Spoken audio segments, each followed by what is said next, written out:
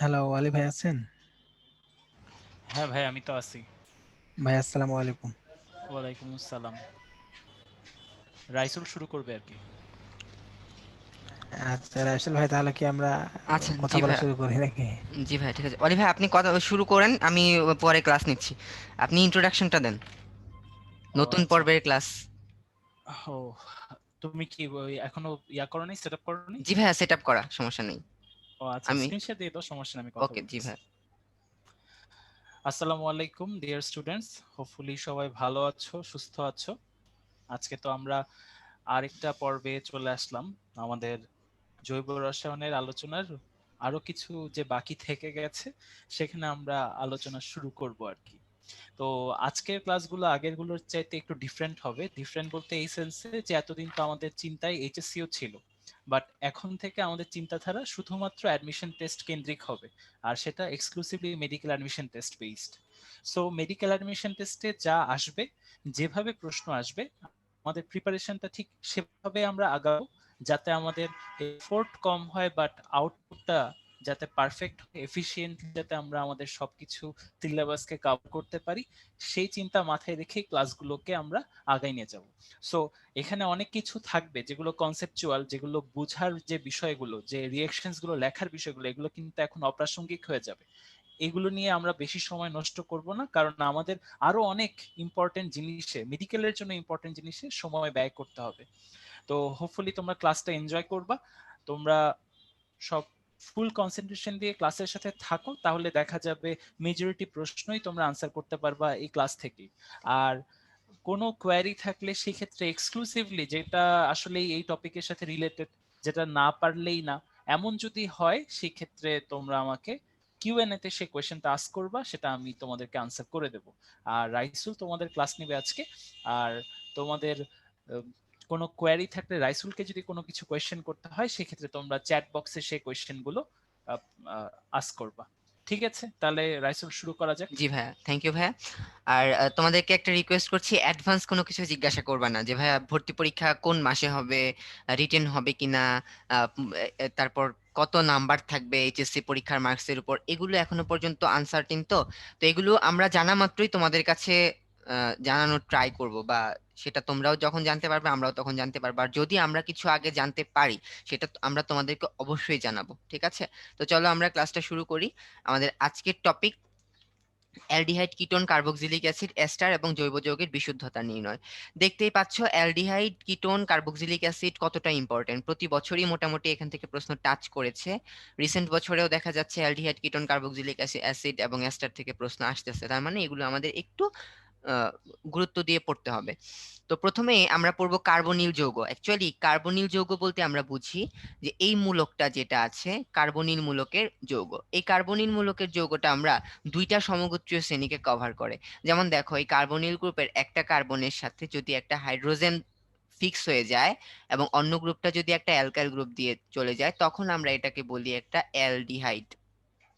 তার মানে আমরা জানতে পারলাম কার্বনিলের একটা সদস্য হচ্ছে অ্যালডিহাইড। আবার এরকম হতে পারে এই কার্বনিল গ্রুপটার কার্বনের দুইটা হাতই এরকম অ্যালকাইল গ্রুপ দিয়ে পূর্ণ হয়েছে, তখন আমরা এটাকে বলবো এটা একটা কিটোন। ঠিক আছে? তাহলে অ্যালডিহাইড এবং কিটোন এই দুইটা গ্রুপকে আমরা একসাথে বলছি কার্বনিল যৌগ। তো এখন এই কার্বনিল যৌগটার সংকরণ কি? আমরা সবাই জানি কার্বনিল যৌগের সংকরণ কি হবে, sp2, কার্বনের সংকরণ sp2। তো পরীক্ষায় আরেকটা কোশ্চেনও আসে, কার্বনিল যৌগের অক্সিজেনের সংকরণ কি? এটাও কিন্তু sp2। আমরা প্রকৃতিতে কার্বনিল যৌগ কোথায় কোথায় পেয়ে থাকি, কয়েকটা উদাহরণ, জাস্ট নামগুলো একটু পড়ে রাখবা। কর্পূর, সাইট্রাল, ভ্যানিলিন, কস্তুরী মৃগ। এইটা কি কস্তুরী মৃগ জিনিসটা কি, এখন তো এটা জিজ্ঞাসা করবা। কস্তুরী মৃগ হলো হরিণের চর্বি থেকে পাওয়া এক রকমের সুগন্ধি জাতীয় পদার্থ, ঠিক আছে? সেটা হচ্ছে কস্তুরী মৃগ। আর ভ্যানিলিনকে, যে আমরা ভ্যানিলা আইসক্রিম খাই না, ভ্যানিলা ফ্লেভার, সেই ভ্যানিলা ফ্লেভারটা যে যার জন্য হয়ে থাকে সেটা হচ্ছে ভ্যানিলিন, ঠিক আছে? জাস্ট নামগুলা একটু পড়তে হবে, এগুলা বেশি কিছু ইম্পর্টেন্ট না। বাট আমাদের এখানে ইম্পর্টেন্ট হলো সক্রিয়তা। তা দেখো, এই কার্বনিল যৌগের সক্রিয়তা যখন আমরা পড়তে যাই, সেটা নির্ভর করে তার সাথে কতগুলো অ্যালকাইল গ্রুপ যুক্ত আছে, নির্ভর করে তার সাথে কতগুলো অ্যালকাইল গ্রুপ যুক্ত আছে। মনে রাখবা, যত বেশি অ্যালকাইল গ্রুপ যুক্ত থাকবে কার্বনিল গ্রুপের সক্রিয়তা তত বেশি কমে যায়। কেন কমে যায়? এটা খেয়াল করতে গেলে আমাদেরকে জানতে হবে কার্বনিল যৌগের বিক্রিয়াটা কোনটা। আমরা জানি কার্বনিল যৌগের বিক্রিয়া হলো নিউক্লিওফিলিক সংযোজন বিক্রিয়া, তাই না? তাহলে এখন নিউক্লিওফিলিক সংযোজন বিক্রিয়া কার ক্ষেত্রে হবে? এই কার্বনিল গ্রুপের ক্ষেত্রে যদি একটা নিউক্লিওফিলিক সংযোজন বিক্রিয়া হয়, এখানে কে অ্যাটাক করবে? একটা নিউক্লিওফাইল অ্যাটাক করবে। নিউক্লিওফাইলগুলো ইউজুয়ালি কি হয়? নেগেটিভ চার্জ যুক্ত হয়, অথবা তাদের ক্ষেত্রে ইলেকট্রন বেশি থাকে, ঠিক আছে? এবং এই কার্বনের এখানে পজিটিভিটি বেশি থাকে, কার্বনের এখানে পজিটিভিটি থাকে। এখন আমরা জানি এই অ্যালকাইল গ্রুপ, ধরে নাও একটা মিথাইল গ্রুপ, এই অ্যালকাইল গ্রুপগুলো কি এক একটা দাতা গ্রুপ থাকে, ইলেকট্রন দাতা গ্রুপ। এটা সম্পর্কে তোমাদেরকে আমরা সেকেন্ড লেকচারে ডিটেলসে পড়াইছি, এখনো আবার বলছি। এই কার্বনের ইলেকট্রোনেগেটিভিটি হাইড্রোজেনের ইলেকট্রোনেগেটিভিটি থেকে বেশি, ঠিক আছে, 2.5 আর 2.1। তো এই জন্য কার্বন কি করে, নিজের দিকে ইলেকট্রন টেনে এনে ইলেকট্রন হচ্ছে দান করে এইদিকে ইলেকট্রন দাতা গ্রুপ, ঠিক আছে? তো এখন এই কার্বনিল গ্রুপের সাথে যদি অ্যালকাইল গ্রুপ যুক্ত থাকে, তাইলে ওই অ্যালকাইল গ্রুপ কি করবে? এই কার্বনের আশেপাশে ইলেকট্রনের ঘনত্ব বাড়ায় দিবে না? ইলেকট্রনের ঘনত্ব বাড়ায় দিবে। তো এখন কার্বনের আশেপাশে যদি ইলেকট্রনের ঘনত্ব বাড়ায় দেয়, তাহলে কার্বনের পজিটিভিটিটা কমে যাবে। কার্বনের পজিটিভিটিটা যদি কমে যায়, তখন নিউক্লিওফিলিক সংযোজন বিক্রিয়াটা এত সহজে হবে না। এ তো বললাম কনসেপশনের কথা, পরীক্ষার জন্য মনে রাখতে হবে, তোমরা মনে রাখবা সবচেয়ে বেশি সক্রিয় হলো ফর্মালডিহাইড, তারপর ফর্মালডিহাইড ছাড়া অন্য যে কোনো অ্যালডিহাইড, তারপর হবে এক একটা কিটোন, ঠিক আছে? এখন এই কিটোনের ক্ষেত্রেও মনে করো দুই রকমের কিটোন আছে। মনে করো আমি বললাম যে এখানে একটা হচ্ছে প্রোপানন,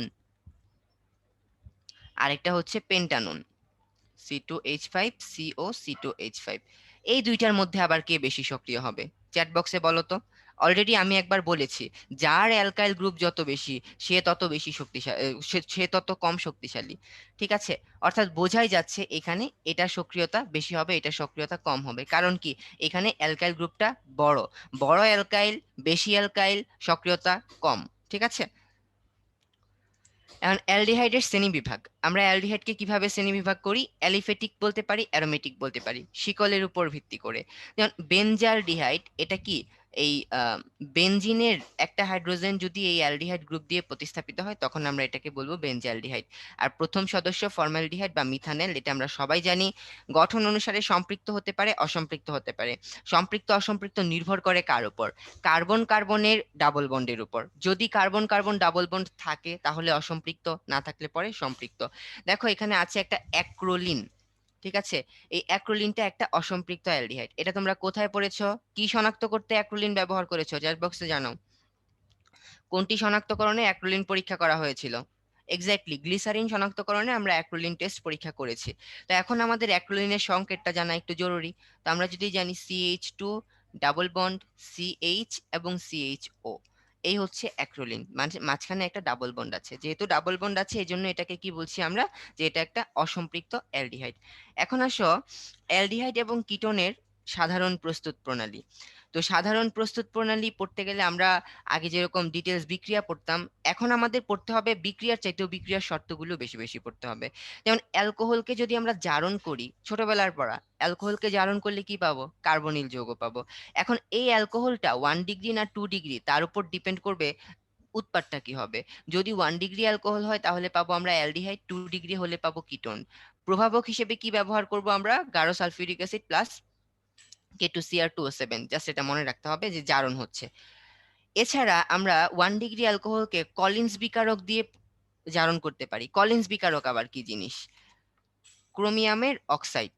এটা যখন পিরিডিনের সাথে যুক্ত থাকে, ঠিক আছে, তখন আমরা তাকে বলছি কলিন্স বিকারক। 1 ডিগ্রি অ্যালকোহল থেকে অ্যালডিহাইড পাই, এটার মাধ্যমে আমরা অ্যালডিহাইড পেতে পারি। এখন আসো জেম ডাইহ্যালাইড।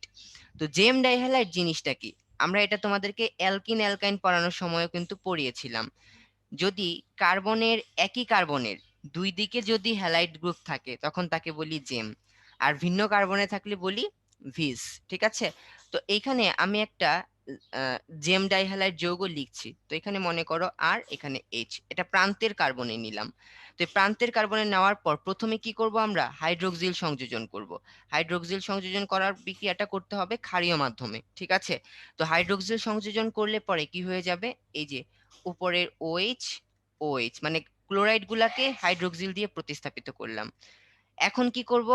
আমরা তোমাদেরকে এর আগে কোনো এক ক্লাসে বলেছিলাম জৈব যৌগের বিক্রিয়াতে বাদ যাবে না কোনো পানি। যেখানেই কোনো পানি তৈরি হওয়ার সম্ভাবনা থাকবে সেখানেই পানি তৈরি করে ফেলবা। তো দেখো এখান থেকে আমরা কোনো পানি তৈরি করে ফেলি। তো এখান থেকে পানিটা যদি আমরা বের করে দেই, বাকি থাকলো কি দেখো, আর সি এইচ ও, তার মানে এটা একটা অ্যালডিহাইড, আর সি এইচ ও। ঠিক আছে, তার মানে আমরা জেম ডাইহ্যালাইডের আদ্র বিশ্লেষণ করার মাধ্যমে যদি প্রান্তের কার্বনের ক্ষেত্রে করি অ্যালডিহাইড, আর যদি প্রান্তের কার্বন ছাড়া মাঝের কোনো কার্বনের ক্ষেত্রে করে থাকি তখন আমরা কি পাবো, কিটোন পাবো। এই স্লাইডের সবচেয়ে ইম্পর্টেন্ট বিক্রিয়া হচ্ছে রোজেনমন্ড বিজারণ বিক্রিয়া। আমরা নর্মালি কি জানি, আমরা নর্মালি জানি যে কোনো একটা অ্যাসিড অথবা অ্যাসিডের জাতক বিজারিত হয়ে তৈরি করে মনে করো অ্যালডিহাইড বা কার্বনিল। এটা পরের স্টেপে বিজারিত হয়ে তৈরি করে ফেলবে অ্যালকোহল। ঠিক আছে, অর্থাৎ অ্যাসিডের সম্পূর্ণ জারণের ফলে তৈরি হয়ে যায় কিন্তু অ্যালকোহল। কিন্তু যদি অসম্পূর্ণ জারণ হয় তখন কি তৈরি হবে, আলটিমেটলি তৈরি হয়ে থাকবে অ্যালডিহাইড। এখন আমরা যখন অ্যাসিডের একটা জাতক, অ্যাসিডের জাতক মানে কি, অ্যাসিডের ওএইচ গ্রুপটাকে যদি কোনো কিছু দিয়ে প্রতিস্থাপন করি তখন যা কিছু পাওয়া যায় তখন তার নাম জাতক। তো এরকম অ্যাসিডের একটা জাতক হচ্ছে অ্যাসিড ক্লোরাইড। এই অ্যাসিড ক্লোরাইড থেকে অ্যালডিহাইড প্রস্তুতির বিক্রিয়াটার নাম হচ্ছে রোজেনমন্ড বিক্রিয়া। বাট এখানে শর্ত আছে, আমার এখানে প্রভাবক ব্যবহার করতে হবে প্যালাডিয়াম, প্রভাবক বিষ ব্যবহার করব বেরিয়াম সালফেট, দ্রাবক হবে জাইলিন, টেম্পারেচার হবে 144°C। এখান থেকে পরীক্ষায় অহরহ প্রশ্ন আসে, রোজেনমুন বিজারণ বিক্রিয়ায় কি তৈরি হয়, অ্যালডিহাইড তৈরি হয়। রোজেনমুন বিক্রিয়ায় কোন বিক্রিয়ক থেকে অ্যালডিহাইড তৈরি হয়, অ্যাসিড ক্লোরাইড থেকে অ্যালডিহাইড তৈরি হয়। এই বিক্রিয়ার প্রভাবক বিষ কোনটা, বেরিয়াম সালফেট, প্রভাবক কোনটা, প্যালাডিয়াম। অনেক অনেক প্রশ্ন। এখন তোমরা আমাকে বলো তো প্রভাবক বিষ আর কি কি আছে। প্রভাবক বিষ তোমাদেরকে পড়িয়েছি আমরা প্রথম পর্বে, আর কি কি প্রভাবক বিষ আছে।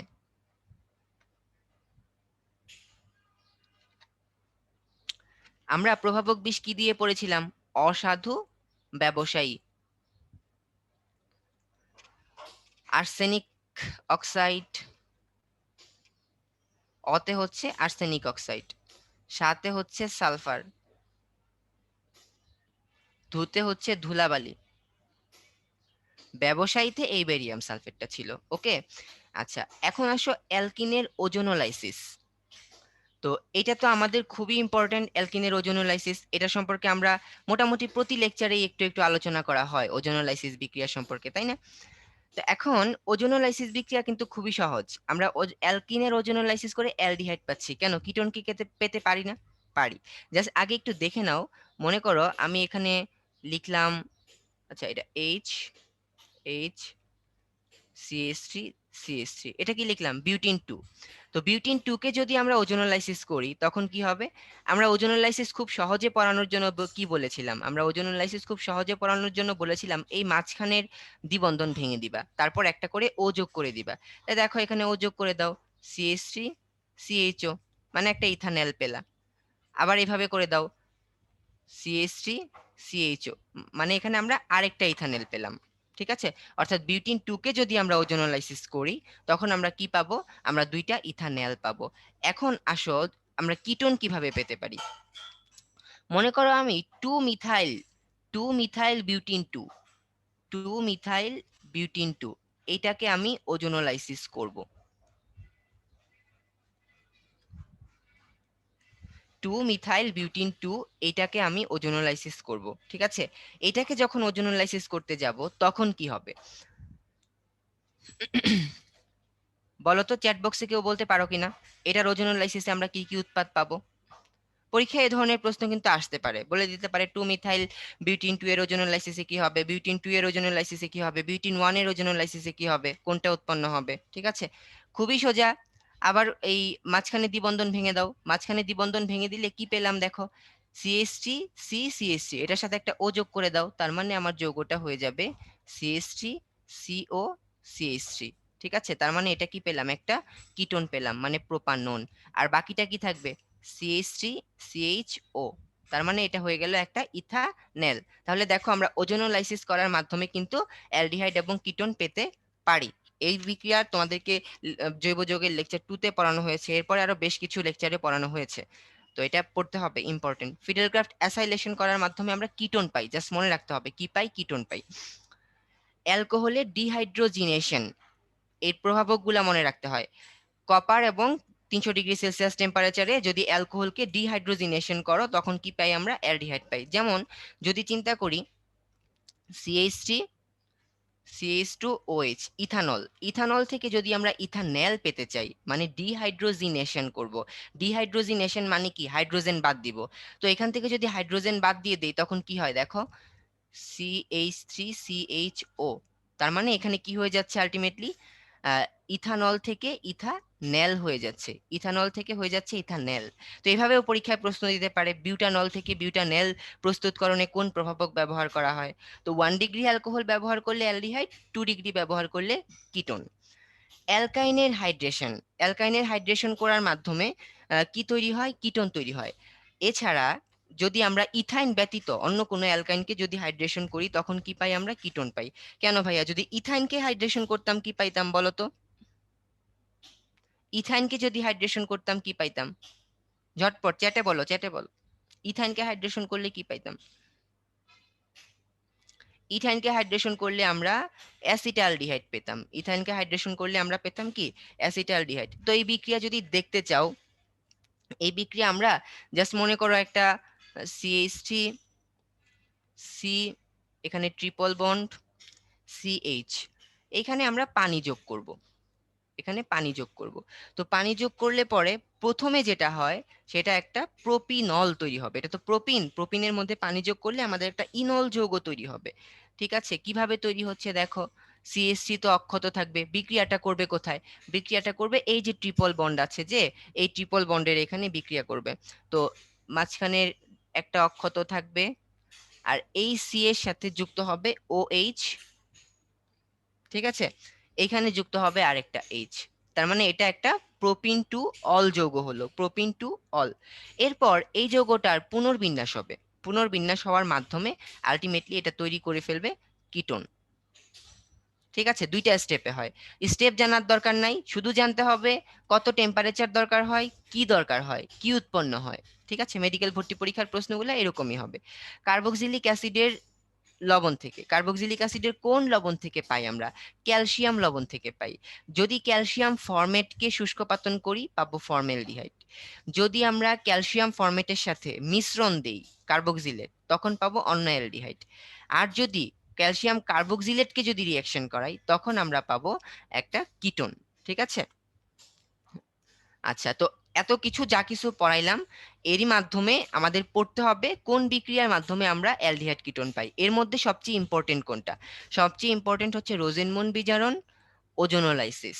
ঠিক আছে, এই দুইটা সবচেয়ে বেশি ইম্পর্টেন্ট। ওকে, তো এখন দেখো অনেক আগের একটা মেডিকেল ভর্তি পরীক্ষার প্রশ্ন, ইথানল থেকে ইথানেল প্রস্তুতিতে যে ধাতু ব্যবহার করা হয় সেই ধাতুটা কোনটা? ঠিক আছে, প্রশ্ন আসছে, অ্যান্সার করো।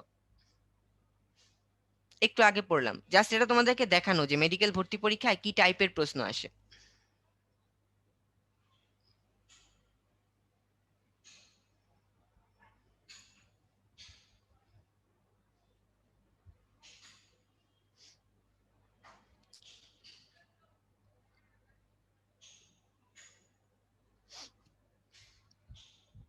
ইথানল থেকে ইথানেল মানে অ্যালকোহল থেকে অ্যালডিহাইড প্রস্তুত করছি।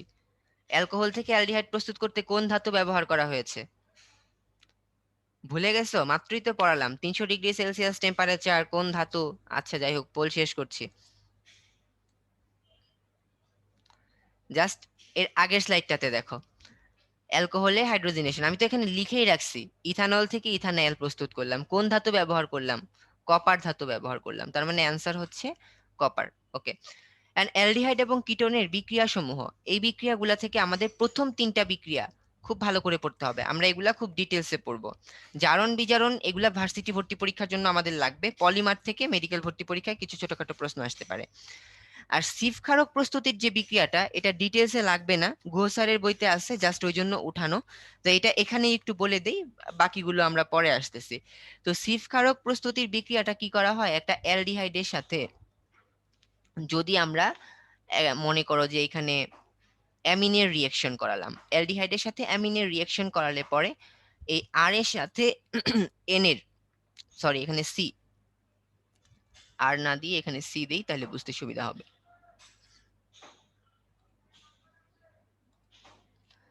সি এর সাথে ট্রিপল বন্ড ডাবল বন্ড থাকে, এখানে একটা আর থাকে, এখানে একটা আর থাকে, এখানে একটা আর থাকে। এটা হচ্ছে সহজ ফর্মুলেশন সিফ ক্ষারকের, ঠিক আছে। এটা আরো অনেক জটিল একটা সংকেত, এটা পরীক্ষার জন্য লাগবেও না, জাস্ট একটু জেনে রাখো সিফ ক্ষারক কার থেকে প্রস্তুত করা হয়। পরীক্ষার প্রশ্ন হচ্ছে এটা, অ্যান্সার হচ্ছে অ্যালডিহাইড এবং অ্যামিন, অ্যালডিহাইড এবং অ্যামিন যোগ করে সিফ ক্ষারক প্রস্তুত করা হয়। এখন আসো ক্যানিজেরো বিক্রিয়া। আমরা এটা এভাবে মনে রাখতাম যখন স্টুডেন্ট ছিলাম তোমাদের মতো। ক্যানিজেরো বিক্রিয়া হওয়ার জন্য শর্ত হচ্ছে আলফা হাইড্রোজেন থাকবে কেন, থাকবে কেন মানে হচ্ছে থাকতে পারবে না, ঠিক আছে। অর্থাৎ আলফা হাইড্রোজেন বিহীন অ্যালডিহাইড। এখন আসো আলফা হাইড্রোজেন কি জিনিস, প্রতি ক্লাসে একবার করে দেখাইতে হয় তোমাদেরকে আলফা হাইড্রোজেন কি জিনিস। মনে করো এই CH3 CH2 CHO, এটা হচ্ছে কি কার্যকরী মূলক না? কার্যকরী মূলকের পাশের যে কার্বনটা সেটা হচ্ছে আলফা কার্বন। আলফা কার্বনের সাথে যে হাইড্রোজেন গুলা যুক্ত থাকে তাদেরকে বলি আমরা আলফা হাইড্রোজেন। তাহলে আলফা হাইড্রোজেন বিহীন অ্যালডিহাইডে হবে ক্যানিজেরো বিক্রিয়া।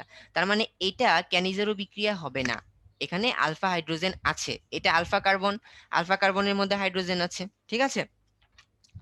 এবং আরেকটা শর্ত হচ্ছে এটা অ্যালডিহাইডেই হবে, কিটোনে এই বিক্রিয়া করবে না। আরেকটা শর্ত হচ্ছে গাঢ় NaOH, অর্থাৎ এই বিক্রিয়াটা হওয়ার জন্য একটা ক্ষার দ্রবণ লাগবে এবং বিক্রিয়াটা হবে অসামঞ্জস্যতা বিক্রিয়া। যেমন আলফা হাইড্রোজেন নাই এমন অ্যালডিহাইড আমরা খুঁজে খুঁজে বের করি, চলো। এমন একটা অ্যালডিহাইড হচ্ছে ফর্মালডিহাইড। তো এটা হচ্ছে তার কার্যকরী মূলকের কার্বন, তার পাশে কোনো কার্বনই নাই। তার পাশে কোনো কার্বন নাই মানে কোনো আলফা কার্বন নাই, আলফা কার্বন না থাকলে আলফা হাইড্রোজেনও নাই, তার মানে এটা ক্যানিজেরো বিক্রিয়া দিবে। এখন ক্যানিজেরো বিক্রিয়াকে আমরা বললাম কি অসামঞ্জস্যতা বিক্রিয়া। অসামঞ্জস্যতা বিক্রিয়া মানে কি? অসামঞ্জস্যতা বিক্রিয়া মানে হলো একটা পোর্শন জারিত হবে, অন্য পোর্শনটা বিজারিত হবে।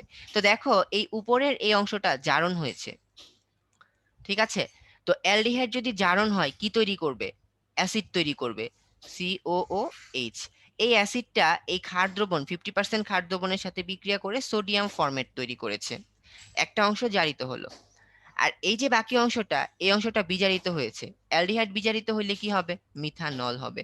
তো এই হচ্ছে ক্যানিজেরো বিক্রিয়া। তাহলে ক্যানিজেরো বিক্রিয়া কত টেম্পারেচারে হয়, কি লাগে, এটা একটু পড়তে হবে। এবং কে ক্যানিজেরো বিক্রিয়ায় অংশগ্রহণ করে, কে অংশগ্রহণ করে না সেটা জানতে হবে। তো ক্যানিজেরো বিক্রিয়ায় অংশগ্রহণ করলো কারা? 1 নাম্বার পেলাম আমরা, ফর্মেলডিহাইড পেলাম। এরপর দেখো বেনজালডিহাইড। বেনজালডিহাইড ক্যানিজেরো বিক্রিয়ায় অংশগ্রহণ করবে, কারণ দেখো বেনজিনের এই যে কার্বনটা, এই কার্বনের সাথে যে হাইড্রোজেনটা ছিল সেই হাইড্রোজেনটা প্রতিস্থাপিত হয়েই কিন্তু বেনজালডিহাইড তৈরি হয়েছে। অর্থাৎ এই ক্ষেত্রেও কোনো আলফা আলফা হাইড্রোজেন নাই। আলফা হাইড্রোজেন না থাকলে পরে আলফা হাইড্রোজেন না থাকলে পরে এই বেনজালডিহাইড কি দিবে আমাদের? ক্যানিজেরো বিক্রিয়া দিবে। এছাড়া আর কে ক্যানিজেরো বিক্রিয়া দিতে পারে? মনে করো একটা ট্রাইমিথাইল ইথানেল এরকম একটা যৌগ তৈরি করলাম আমরা, অর্থাৎ ইথানেলের কার্বনের 3টা হাইড্রোজেনকেই মিথাইল গ্রুপ দিয়ে প্রতিস্থাপিত করলাম, ট্রাইমিথাইল ইথানেল। তো দেখো এটা হচ্ছে কার্যকরী মূলক, এটা হচ্ছে আলফা কার্বন। তো আলফা কার্বনে কোনো হাইড্রোজেন নাই। আলফা কার্বনে কোনো হাইড্রোজেন না থাকলে সেখানে কি হতে পারে? ক্যানিজেরো বিক্রিয়া হতে পারে। তাহলে পরীক্ষায় যদি প্রশ্ন আসে নিচের কোনটা ক্যানিজেরো বিক্রিয়া দিবে, কোনটা ক্যানিজেরো বিক্রিয়া দিবে না, আশা করি পারবা। এবারে আসো অ্যালডোল ঘনীভবন বিক্রিয়া। এই বিক্রিয়াটা হচ্ছে ক্যানিজেরোর উল্টা। দেখো ক্যানিজেরোতে কি ছিল? আলফা হাইড্রোজেন বিহীন অ্যালডিহাইড। এখানে কি আছে? আলফা হাইড্রোজেন যুক্ত অ্যালডিহাইড এবং কিটোন। এটা অ্যালডিহাইডও দিতে পারে, কিটোনও দিতে পারে। এটা কি ধরনের বিক্রিয়া? এটা একটা নিউক্লিওফিলিক সংযোজন বিক্রিয়া এবং এখানে লঘু আহ, ক্ষার দ্রবণ দরকার হয়।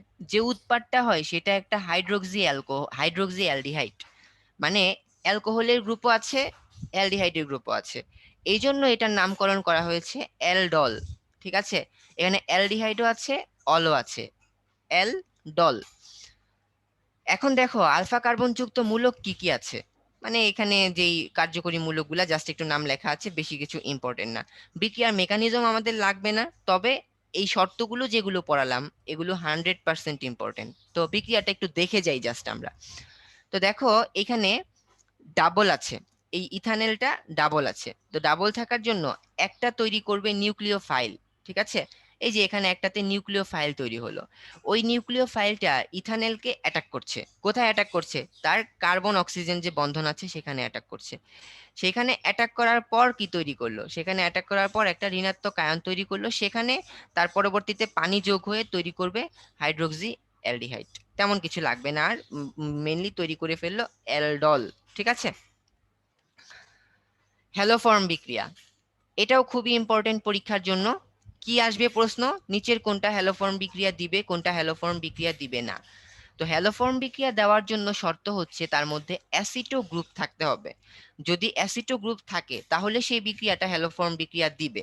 ঠিক আছে, এবং অ্যাসিটো গ্রুপ না থাকলেও যদি কোনো যৌগ জারিত হয়ে অ্যাসিটো গ্রুপ তৈরি করতে পারে, সেও হ্যালোফর্ম বিক্রিয়া দিবে। আরেকটা শর্ত আছে, শুধু অ্যাসিটো গ্রুপ থাকলেই হবে না, ওই অ্যাসিটো গ্রুপের সাথে হাইড্রোজেন অথবা অ্যালকাইল অথবা অ্যারাইল গ্রুপ যুক্ত থাকতে হবে। তো চলো আমরা কয়েকটা অ্যাসিটো গ্রুপ যুক্ত যৌগ দেখি। যেমন মনে করো এটা একটা অ্যাসিটো গ্রুপ যুক্ত যৌগ। ঠিক আছে, এই যে অ্যাসিটো গ্রুপ আছে CH3COCl, এটাও একটা অ্যাসিটো গ্রুপ যুক্ত যৌগ। CH3CONH2, এটাও একটা অ্যাসিটো গ্রুপ যুক্ত যৌগ।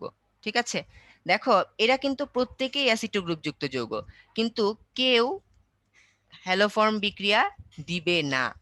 এন্ড হ্যালোফর্ম কি জিনিস সেটা তো আশা করি সবাই জানো। হ্যালোফর্ম হচ্ছে X3, মানে মিথেনকে বা কোনো অ্যালকেনকে যদি আমরা তিনটা প্রতিস্থাপন দিয়ে যদি আলাদা করতে পারি, তখন আমরা এটাকে বলবো যে এটা একটা হ্যালোফর্ম বিক্রিয়া। যেমন এই হ্যালোফর্ম বিক্রিয়ার সাথে হতে পারে আয়োডোফর্ম, CH3 হলে সেটাকে বলবো আয়োডোফর্ম, CH হলে তাকে বলবো ক্লোরোফর্ম, CHBr হলে তাকে বলবো ব্রোমোফর্ম। ঠিক আছে, আমরা এখানে ম্যাক্সিমাম ক্ষেত্রে আয়োডোফর্ম বিক্রিয়াটা দেখবো, কারণ আয়োডোফর্ম বিক্রিয়াটা একটা আমাদের শনাক্তকারী বিক্রিয়া হিসেবে কাজ করে। আয়োডোফর্মের যে কালারটা আছে হলুদ কালার, সেই কালারটা দিয়ে আমরা এই অ্যাসিটো গ্রুপটা শনাক্ত করতে পারি। তো দেখো এইটা এদের প্রত্যেকের মধ্যে অ্যাসিটো গ্রুপ থাকা সত্ত্বেও এরা কিন্তু হ্যালোফর্ম বিক্রিয়া দিচ্ছে না। কেন এরা হ্যালোফর্ম বিক্রিয়া দিচ্ছে না? কারণ এই অ্যাসিটো গ্রুপের সাথে এইচ অথবা অ্যালকাইল অথবা অ্যারাইল গ্রুপ নাই। আছে কি হাইড্রোক্সিল, আছে কি ক্লোরিন, আছে কি অ্যামিন। তার মানে এরা হ্যালোফর্ম বিক্রিয়া দিতে পারবে না। ঠিক আছে, আবার আরেকটা জিনিস যদি খেয়াল করে দেখো, মনে করো এই CH3 CH2OH, তো এটার মধ্যে তো কোনো অ্যাসিটো গ্রুপ নাই, তবে এটা কিন্তু হ্যালোফর্ম বিক্রিয়া দিবে। কেন দিবে? কারণ এটা জারিত হয়ে তৈরি করে ফেলবে CH3CHO। ঠিক আছে, এই CHO মানে আলটিমেটলি এখানে অ্যাসিটো গ্রুপ আছে, CH, এই যে দেখো এখানে অ্যাসিটো গ্রুপ থাকলো, অ্যাসিটো গ্রুপের সাথে আবার এই হাইড্রোজেনও আছে, তার মানে দুইটা শর্তই ফুলফিল করলো। ঠিক আছে, তাহলে এই অ্যাসিটো গ্রুপ যদি থাকে তখন এই হ্যালোফর্ম বিক্রিয়াটা দিবে। অ্যাসিটো গ্রুপ এর সাথে যদি হাইড্রোজেন, অ্যারাইল অথবা অ্যালকাইল গ্রুপ যুক্ত থাকে তখন দিবে। এটুকু বুঝতে পারছো কিনা একটু রেইজ হ্যান্ড দাও তো, এটা খুব ইম্পর্টেন্ট। এটা আগের ক্লাসেও পড়ানো হয়েছিল যখন তোমাদেরকে ইথানল পড়ি আমরা। Very good. ঠিক আছে, তাহলে আমরা এই ধরনের প্রশ্ন পরীক্ষায় আসলে পারবো। যদি পেরেই থাকো তাহলে আমার এই পোল কোশ্চেনটার একটা অ্যান্সার দাও। আগে কোশ্চেনটা দেখে নাও, অপশনগুলো দেখে নাও, কোনটা হ্যালোফর্ম বিক্রিয়া দেয় না, অপশনগুলো দেখে নাও। আমি পোলটা লঞ্চ করছি, তখন তোমরা জাস্ট অপশনটা অ্যান্সার করবা।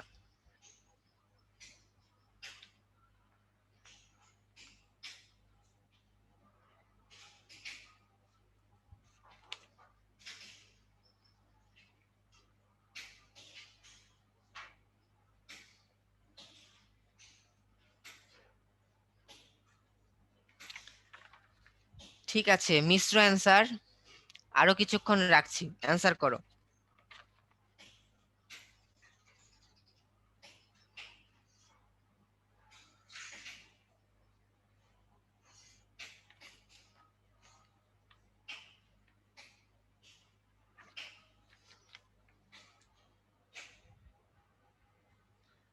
ঠিক আছে,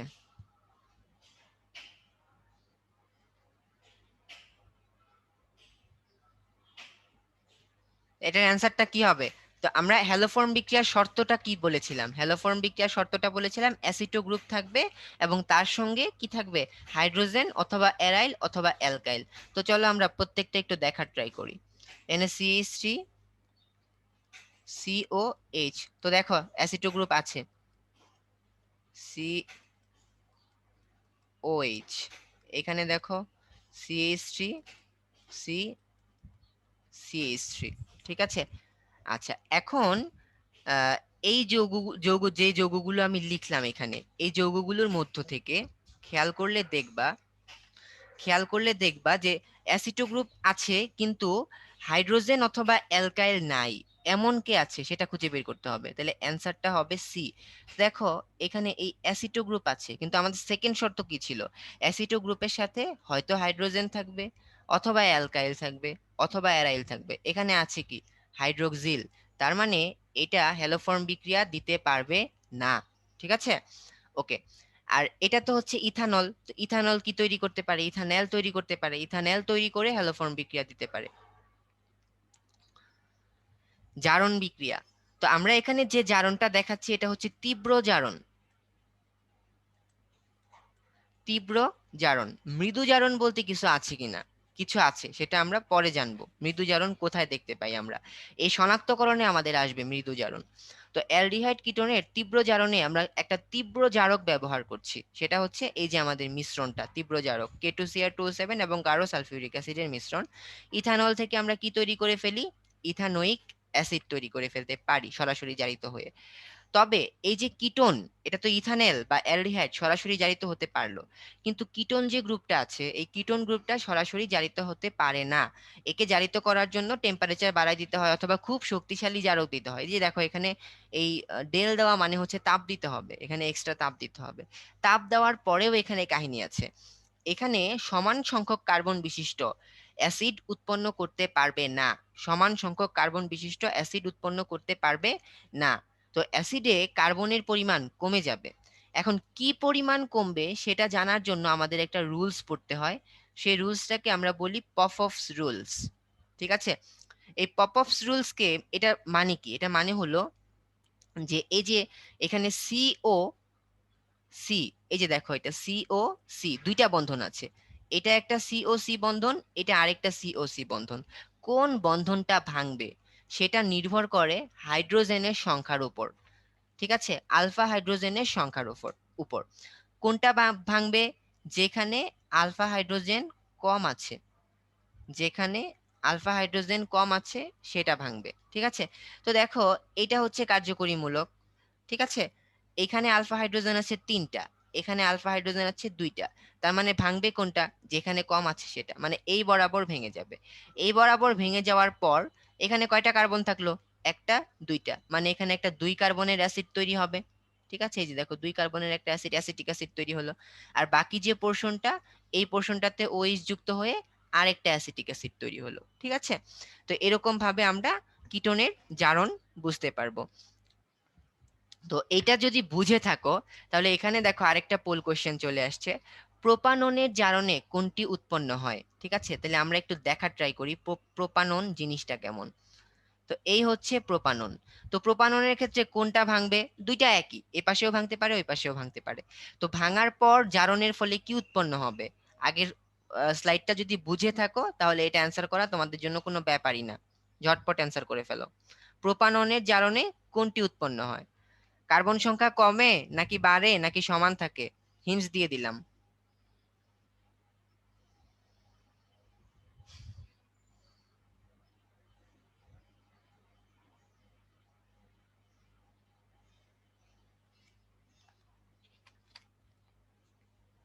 ঝটপট অ্যান্সার করো।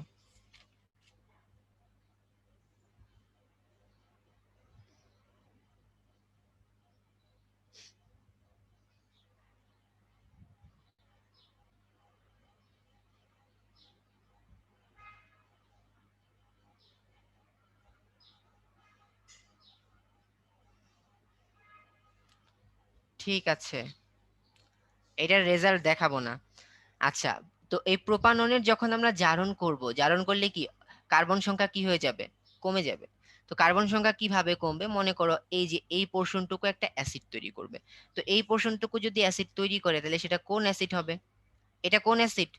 Acetic acid. তার মানে অ্যান্সার হচ্ছে এটা। ভাই তাহলে বাকি কার্বনটার কি হবে?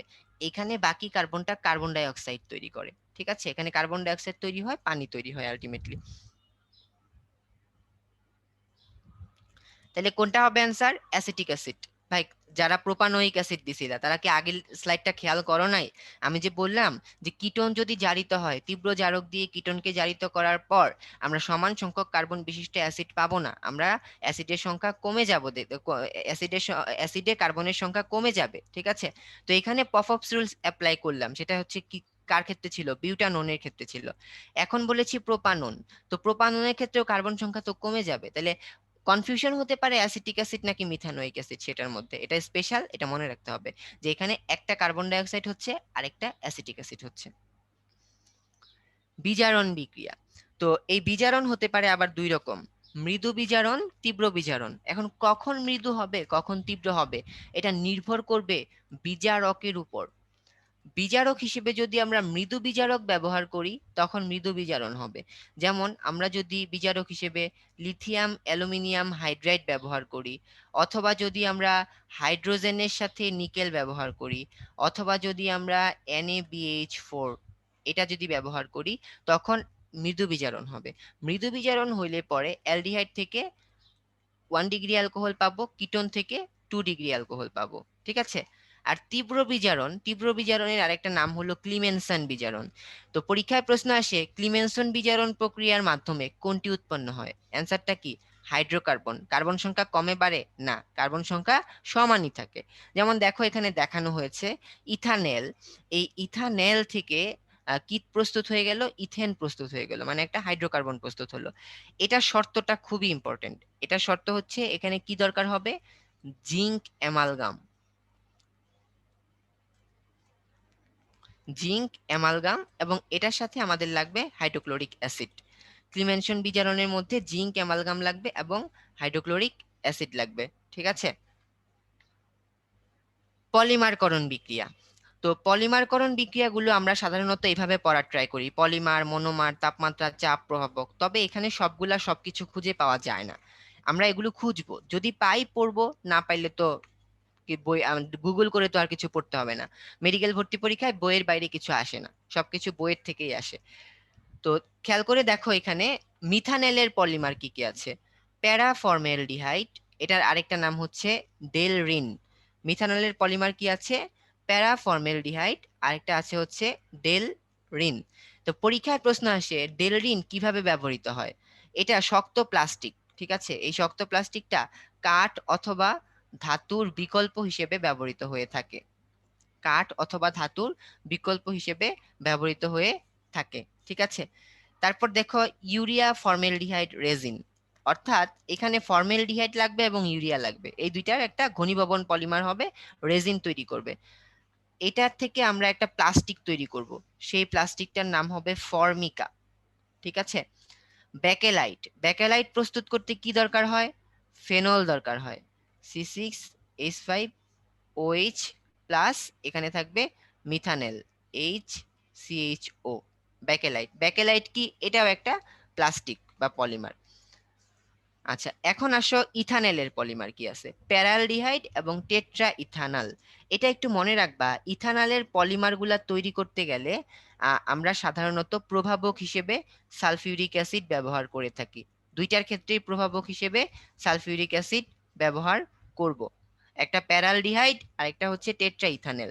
প্যারালডিহাইড আর প্যারাফর্মেলডিহাইড খেয়াল করে পড়ো, ইথানেলের পলিমার হচ্ছে প্যারালডিহাইড আর মিথানেলের পলিমার হচ্ছে প্যারাফর্মেলডিহাইড। মনে রাখবা ফর্মেলডিহাইড মানেই তো মিথানেল, তাই না?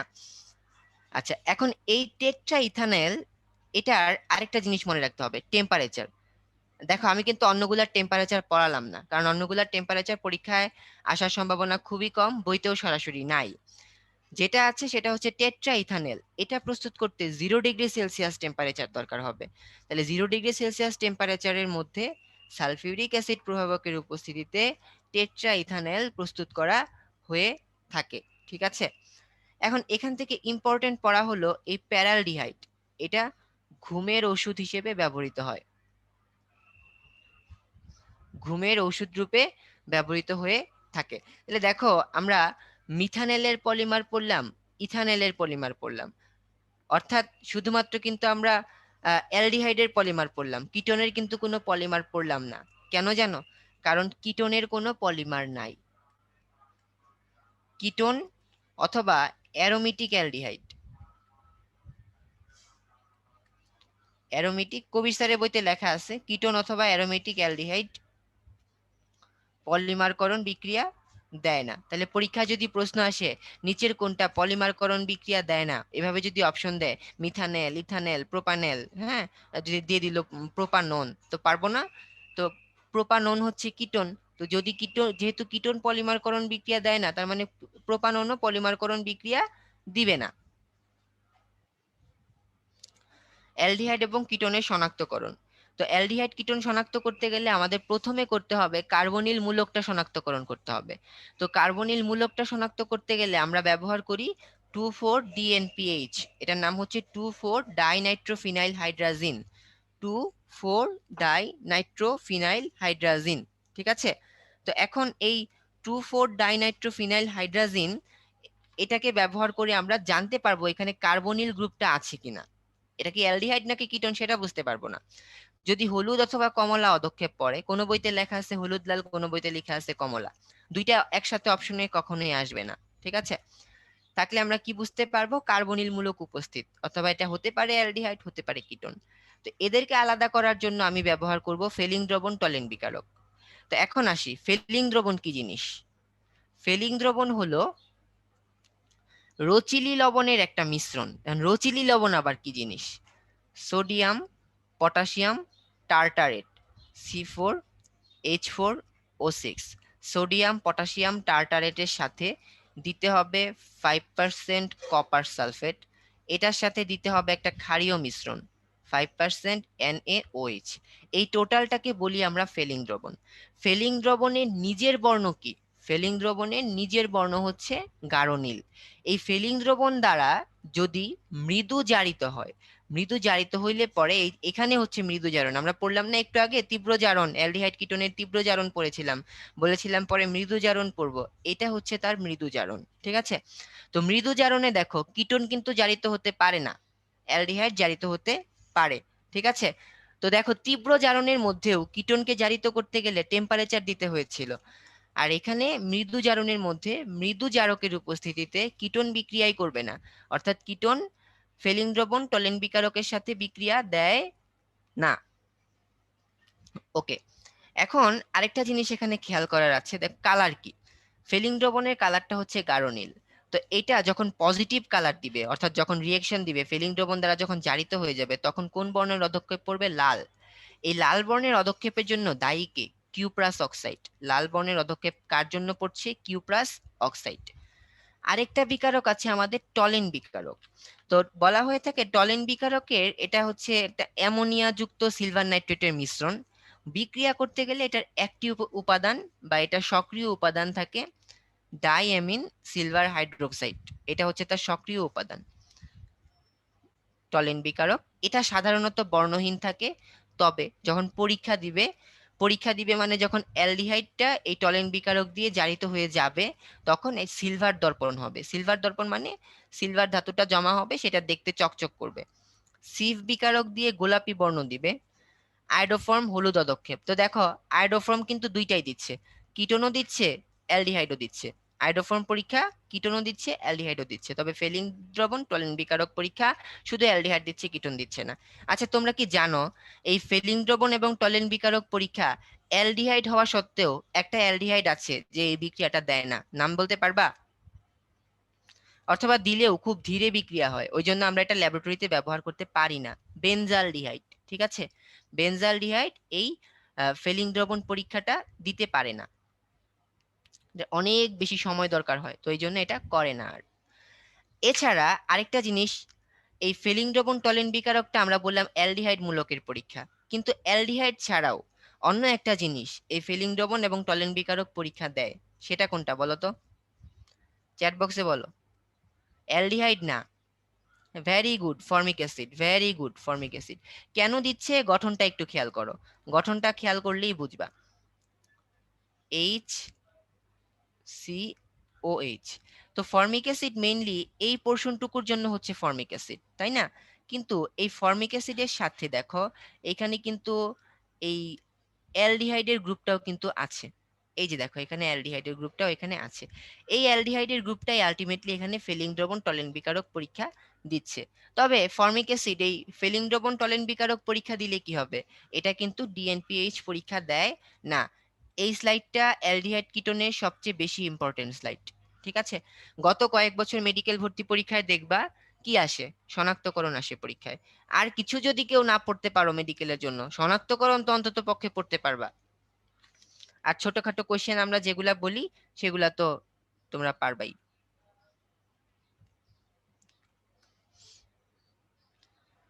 অ্যালডিহাইড কিটোনের ব্যবহার, ব্যবহার আর কিছুই না, আমরা মিথানলের 40% জলীয় দ্রবণকে ফরমালিন নামে পচন রোধক এবং যন্ত্রপাতির জীবাণুনাশক হিসেবে ব্যবহার করে থাকি। আচ্ছা, এই ফর্মালডিহাইডের 40% ফর্মালডিহাইডের দ্রবণকে আমরা বলি ফরমালিন। আচ্ছা, ফরমালিনের মধ্যে আর কি থাকে জানো? ফরমালিনের মধ্যে মিথানেল ছাড়া আর কি থাকে? পানি থাকে। কত পার্সেন্ট? 52%। বাকি 8% কি থাকে? মিথানল, 8%। এটা পরীক্ষায় আসলে ভুল করবা না। অনেক সময় পরীক্ষায় দেওয়া হয় ফরমালিনের কত শতাংশ মিথানল, স্টুডেন্টরা মনে করে, ভাইয়ারা মনে হয় এটা প্রিন্টিং মিস্টেক করছে। প্রিন্টিং মিস্টেক না, এটা ইচ্ছা করেই দিছে। কারণ সবাই জানে ফরমালিনের মিথানেলের পরিমাণ হচ্ছে 40%, বাট মিথানলের পরিমাণ হচ্ছে 8%। তাহলে দেখো ফরমালিনের দ্রবণটার টোটাল 100% কিভাবে হচ্ছে? 52% পানি, 40% ফর্মালডিহাইড এবং 8% মিথানল।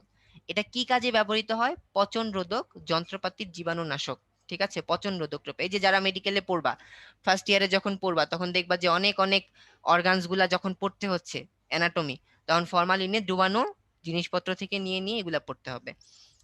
অ্যাসিটোন হচ্ছে সবচেয়ে বেশি ব্যবহৃত জৈব দ্রাবক। এটা 3 জায়গায় আছে লেখা, তার মানে পরীক্ষায় আসার সম্ভাবনা বেশি। ইথানলের পলিমার প্যারালডিহাইড একটা ঘুমের ওষুধ। ফরমালিন এবং অ্যামোনিয়ার মিশ্রণ থেকে ইউরোট্রোপিন বাতজ্বর এবং মূত্রাশয়ের রোগের ওষুধ হিসেবে ব্যবহৃত হয়ে থাকে। এটাও তোমাদেরকে আমরা লেকচার 2 তেও কিন্তু পড়িয়েছিলাম যে অ্যামোনিয়ার সাথে যখন ফরমালিন বিক্রিয়া করে ফেলে তখন এই করে। তো ব্যাকেলাইট, মেলামাইন, প্লাস্টিক, মাস্টারগ্রাম, ফর্মিকা, বৈদ্যুতিক সকেট, এগুলা বিভিন্ন রকম প্লাস্টিকের নাম, বুঝছো? তো এই প্লাস্টিকগুলা তৈরি করতে আমাদের ফরমালিন প্রয়োজন হয়ে থাকে। তো দেখো ডেন্টাল অ্যাডমিশন টেস্টের কোশ্চেন, কোনটা সিলভার দর্পণ পরীক্ষা প্রদর্শন করে? আমরা কি পড়লাম? সিলভার দর্পণ প্রদর্শন পরীক্ষা কে করে? আমরা জানি সিলভার দর্পণ প্রদর্শন পরীক্ষা করবে অ্যালডিহাইড। অপশনে খুঁজতে হবে অ্যালডিহাইড কোনটা, ঠিক আছে? তো পোলটা তোমরা অ্যান্সার করো। এভাবে বলে দেওয়ার পরেও যদি অ্যান্সার না করতে পারো, আমি দুঃখ কোথায় রাখবো?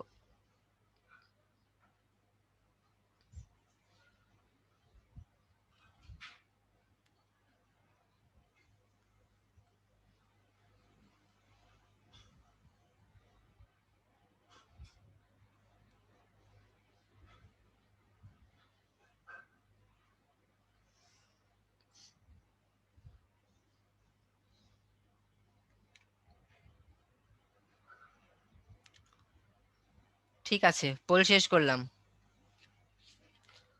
পোল শেষ করলাম।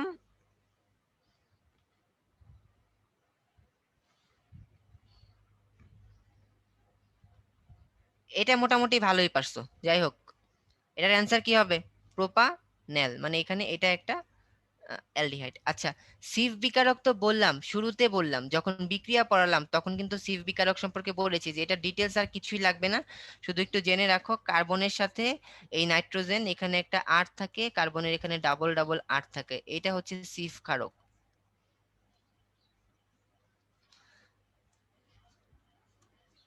ঠিক আছে?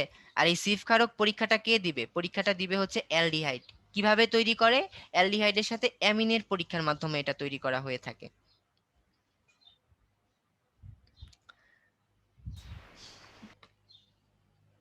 তো আমরা ছোট্ট একটা ব্রেক থেকে আসি, হ্যাঁ? মোটামুটি আমরা আমাদের লেকচারের অর্ধেক শেষ করেছি। সামান্য একটা ব্রেক, বেশিক্ষণ সময় দিব না, 4 মিনিট। ভাইয়া কোনো কোয়েশ্চেন থাকলে আপনি ডিসকাস করতে পারেন। আচ্ছা, ঠিক আছে রাইসুল, থ্যাংক ইউ। আমি একটু ওদের কিছু কোশ্চেন আনসার করে দিই। ওরা পপ অফস রুলটা আরেকবার রিপিট চাচ্ছিল। আমি একটু স্ক্রিন শেয়ার করতেছি। হ্যাঁ হ্যাঁ জি আহ, ভাইয়া, আমি বন্ধ করলাম।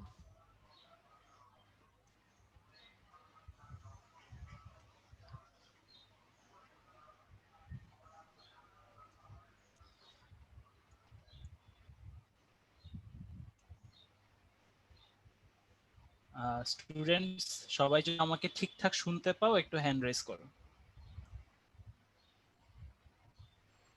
ওকে,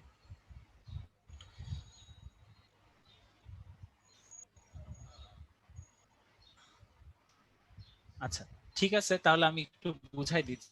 তো অনেকে প্রশ্ন করছিল যে পপ অফ রুলটা কি। পপ অফ রুলটা হচ্ছে এখানে যে আমরা এক কিটোন দেখতে পাচ্ছি, সেই কিটোনটা যদি অ্যাসিমেট্রিক্যাল হয়, খেয়াল করে দেখি, কিটোনটা দুই রকমের হতে পারে। হতে পারে অপ্রতিসম, কিটোনটা হতে পারে অপ্রতিসম অথবা প্রতিসম। ঠিক আছে, সবাই একটা জিনিস নোটিস করো, কিটোনটা হতে পারে কি অপ্রতিসম, হতে পারে প্রতিসম। যদি প্রতিসম হয় তাহলে সেই ক্ষেত্রে পপ অফস রুল খাটার কোনো সুযোগ নাই। সেক্ষেত্রে কোনো পপ অফস রুল খাটবে না। মনে রাখতে হবে এটাই, যে পপ অফস রুল শুধুমাত্র কার জন্য খাটবে, অপ্রতিসম অপ্রতিসম কিটোনের জন্য খাটবে। এখন অপ্রতিসম কিটোন হলে কি ঘটনা ঘটবে সবাই খেয়াল করো। যেমন এটা একটা অপ্রতিসম কিটোন, তাই এখানে যে আলফা কার্বন, অর্থাৎ কার্বনিল কার্বনের দুই পাশে যে দুইটা কার্বন আছে তার মাঝে আলফা কার্বন কোনটা, দুইটাই আলফা কার্বন। আর এই যে আলফা কার্বনে হাইড্রোজেন কম থাকবে সেই আলফা কার্বন সহ মূলকটা আলাদা হয়ে যাবে। আর কার্বন মূলকটা সো দেখা যাবে কি এই CH3CO মিলে CH3COOH বা ইথানোয়িক অ্যাসিড তৈরি করছে। আর এই পোরশনটার মাঝে দেখো মিথিলিন মূলকটা পরবর্তীতে কার্বনিল মূলকে রূপান্তরিত হয়েছে। খেয়াল করেছো মিথিলিন মূলকটা কিসে রূপান্তরিত হয়েছে, কার্বনিল মূলকে রূপান্তরিত হয়েছে, যার কারণে তৈরি হয়েছে আরো একটা মিথানোয়িক অ্যাসিড। তো অনেকে প্রশ্ন করেছিলে যে CH3 COCH3 অর্থাৎ প্রোপাননের জারণের ক্ষেত্রে কেন পপ অফ রুল খাটতেছে না। প্রোপাননের জারণের ক্ষেত্রে কেন পপ অফ রুল খাটতেছে না, কারণ আমি সেই ক্ষেত্রে বলে দিলাম এটা কিন্তু প্রতিসম হয়ে যাচ্ছে কিটোন। আরো একটা বিষয় দেখো, অনেকে বলতে চাচ্ছে এই পাশটা ভেঙে ইথানোয়িক অ্যাসিড হয়েছে, ভালো কথা, কিন্তু এই পাশটা কেন মিথানোয়িক অ্যাসিড হচ্ছে না। বেসিক্যালি একটা অ্যালকাইল মূলকের সাথে আরো একটা কার্বন থাকতে হবে যেটা কার্বনিল মূলক রূপান্তরিত হতে পারবে।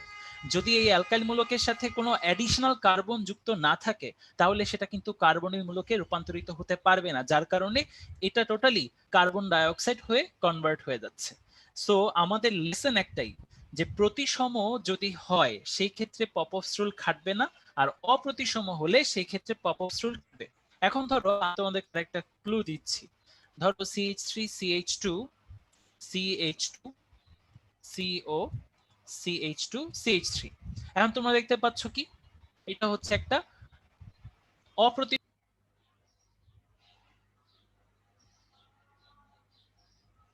আচ্ছা ভাইয়া একটু ডিসকানেক্টেড হয়ে গেছে, যেহেতু ব্রেক চলতেছে, আমাদের ব্রেক এখনো চলতেছে। তোমরা যারা রেস্ট নিতে চাও রেস্ট নিতে পারো, আর ভাইয়া যদি আসে, ভাইয়া আসলে তো আবার ভাইয়া কন্টিনিউ করে এটা দেখাবেই।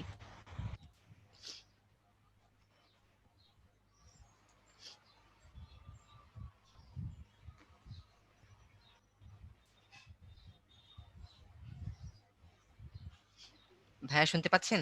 সো তো খেয়াল করো, এটা তো একটা অপ্রতিসম কিটোন তাই না। এই অপ্রতিসম কিটোনের ক্ষেত্রে কিন্তু দেখো দুই পাশে আলফা কার্বন আছে, সেখানে কিন্তু হাইড্রোজেনের সংখ্যা সমান। তাহলে এই ক্ষেত্রে কি ঘটনা ঘটবে, এই ক্ষেত্রে মনে রাখতে হবে কার্বনিল যেটা ছোট অ্যালকাইল মূলক তার সাথে যাবে। অর্থাৎ যদি দেখা যায় যে দুইটা আলফা কার্বনে হাইড্রোজেনের সংখ্যা সমান থাকে যে কোনো একটা অপ্রতিসম কিটোনের ক্ষেত্রে, বিভাজনের সময় কার্বনিল মূলকটা কার সাথে যাবে, যেদিকে ছোট অ্যালকাইল মূলক আছে সেদিকে যে বিভাজনটা ঘটবে। তাহলে এখান থেকে কি অ্যাসিড তৈরি হতে পারে, তাহলে এখান থেকে দেখো এই তিনটা মিলে আলটিমেটলি কি বিউটানোয়িক প্রোপানোয়িক অ্যাসিড তৈরি করে ফেলতে পারবে। আবার এদিক থেকেও কি হয়ে যাবে, প্রোপানোয়িক অ্যাসিড তৈরি করে ফেলতে পারবে। তাহলে আমার কথা যদি সবাই বুঝে থাকো, এই পপ অফ রুল যদি ক্লিয়ার হয়ে থাকে, এবার একটু হ্যান্ড রেজ করো। আচ্ছা, তাহলে আমি পপ অফ রুলের কথাটা তোমাদেরকে মোটামুটি বুঝাই দিলাম। তারপর আরেকটা প্রশ্ন একজন করছে, শিফস রিএজেন্টটা কি? সবাই একটু মন দিয়ে শুনে রাখো, শিফস বিকারক আর শিফস ক্ষারক দুইটা এক জিনিস না। শিফস বিকারকটা কি? শিফস বিকারকটা হচ্ছে একটা সালফাইড। আমি তোমাদেরকে চ্যাট বক্সে কিউএনএ তে আমি আনসারটাও দিছি অনেকদেরকে। শিফস বিকারক তোমরা ইন্টারনেটে সার্চ দিলেও পাবা। শিফস রিএজেন্টটা কি? এটা হচ্ছে আমাদের ওই কিটোনের টেস্টে আমরা অ্যালডিহাইড কিটোনকে ডিফারেন্সিয়েট করতে আমরা এই রিএজেন্টটাকে ব্যবহার করি। ম্যাজেন্টা বা রোজানিলিন হাইড্রোক্লোরাইড থেকে এটা তৈরি করা হয়। আর শিফস বেস কি? শিফস বেসটা যেটা একটু আগে রাইসুল বললো, সেটা কি? ওই প্রাইমারি দাও, তাহলে সেই ক্ষেত্রে যে ক্ষারটা তৈরি হবে সেটা হচ্ছে শিফস বেস বা শিফস ক্ষারক। শিফস ক্ষারক আর শিফস বিকারক দুইটা কিন্তু আলাদা জিনিস, এবং এই দুইটা তোমরা ইন্টারনেটে সার্চ দিলেই তোমরা বা উইকিপিডিয়া লেখা আসে, not to be confused with Schiff's base. Schiff's reagent search দিলে দেখবা ওখানে লেখা থাকবে শিফস বেস আর শিফস রিএজেন্ট দুইটা সেপারেট বা ডিফারেন্ট এন্টিটি। ঠিক আছে? তো আরেকজন একটা খুব ভালো প্রশ্ন করেছিল যে ডিকার্বক্সিলেশনের ক্ষেত্রে কেন ক্যালসিয়াম সল্ট ইউজ করা হয়, কেন সোডিয়াম সল্ট না? তোমরা তো সবাই এই প্রশ্নটা ফেস করছো হয়তো। এই ক্যালসিয়াম সল্ট ইউজ করলেই দেখা যায় ক্যালসিয়াম ভাইয়ার নেটওয়ার্কটা আজকে একটু আনস্টেবল, ভাইয়া আবার ইন্টারাপশন হয়ে গেছে। সমস্যা নাই, আমরা যদি ভাইয়া ফিরে না আসে আর 1 মিনিট পর আমরা আমাদের ক্লাস আবার কন্টিনিউ করব। আর তোমাদের অনেক কোশ্চেন শোনা যাচ্ছে যে নতুন বই পাবো কিনা, এই পাবো কিনা, সেই পাবো কিনা। তো যখন যেটা পাওয়া হবে তোমাদেরকে আলটিমেটলি নেটওয়ার্কের জানাই দেওয়া হবে। প্রবলেম। ভাইয়া সমস্যা নাই, আপনি আমি পপ আপ রুলটাই দেখাতে চাইছিলাম, আচ্ছা ওটা মোটামুটি শেষ। আমরা ভাইয়া যেটা একটু বলতেছিলেন সেটা শেষ করে কন্টিনিউ দেন, করো, আমার আমি নেটওয়ার্ক পরে প্রবলেম। বাকিটা কন্টিনিউ করছি। আচ্ছা, আমি তোমাদেরকে লাস্ট যেটা বলতেছিলাম, আচ্ছা আমাকে একটু স্ক্রিন শেয়ারিং পারমিট করে দেন। ভাইয়া পারমিট করা আছে তো? না, ওই ডিসেবল দেখাচ্ছিল। আচ্ছা ঠিক আছে, যেটা বলতে চাচ্ছিলাম, শিফস রিএজেন্ট আর শিফস বেস এক না। আর পপ আপস রুলের ক্ষেত্রে যেটা বলা দরকার ছিল সেটা বলে দিয়েছি। আর সিলেক্ট কোনো কোশ্চেন নাই, আমি তো কিউএন এটা চেক করি। আচ্ছা, ভাইয়া কিউএনডে ভরপুর হচ্ছে অনেকে বইয়ের হ্যাঁ হ্যাঁ কোশ্চেন। হ্যাঁ হ্যাঁ হ্যাঁ, বই কোন বই কি পড়বে, এই প্রশ্নটাই না?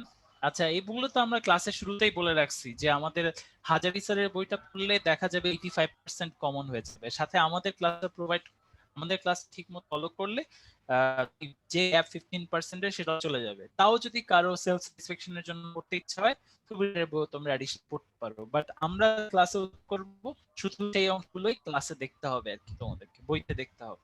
আচ্ছা রাইস, তুমি শুনতে পারো, ব্রেকটা তো শেষ। আচ্ছা ঠিক আছে, তো চলো আমরা আবার শুরু করি। তো আমরা এখন পড়বো কার্বক্সিলিক অ্যাসিড। তো কার্বক্সিলিক অ্যাসিড মানে হচ্ছে সাধারণ সংকেত, যদি আমরা ছোটবেলায় পড়ে আসছিলাম এরকম, অ্যালকাইল গ্রুপের সাথে যদি একটা কার্বক্সিলিক মূলক যুক্ত থাকে স্ক্রিন তখন আমরা শেয়ার এটা দাও। শেয়ার করা আছে, তো শেয়ার হয়নি। ও, আমি দেখতে পাচ্ছি না। স্টুডেন্টস তোমরা কি স্ক্রিন দেখতে পাচ্ছো? যদি দেখতে পাও একটু হ্যান্ড রেজ করো। ঠিক আছে, তো এই কার্বক্সিলিক অ্যাসিডটা কি জিনিস বললাম, যে এটা অ্যালকাইল গ্রুপের সাথে কার্বক্সিলিক মূলক যখন যুক্ত থাকে তখন তাকে বলি কার্বক্সিলিক অ্যাসিড। ছোটবেলায় দেখতাম আমরা শুধু একটা কার্বক্সিলিক মূলক আছে, এখন তো বড় হয়েছি, এখন দেখতে হবে দুইটা তিনটা, অনেক বেশি। তো সেভাবে আমরা কার্বক্সিলিক অ্যাসিডকে ক্লাসিফিকেশন করব এর পরের স্লাইডে। এখন ইনিশিয়াল কিছু কথাবার্তা। তো দেখো কার্বক্সিলিক অ্যাসিডের 1 থেকে শুরু করে 9 পর্যন্ত কিন্তু তরল। একটা জিনিস ঝামেলা হয় যে আমরা যখন অ্যালকিন অ্যালকেন অ্যালকাইন যখন পড়ি,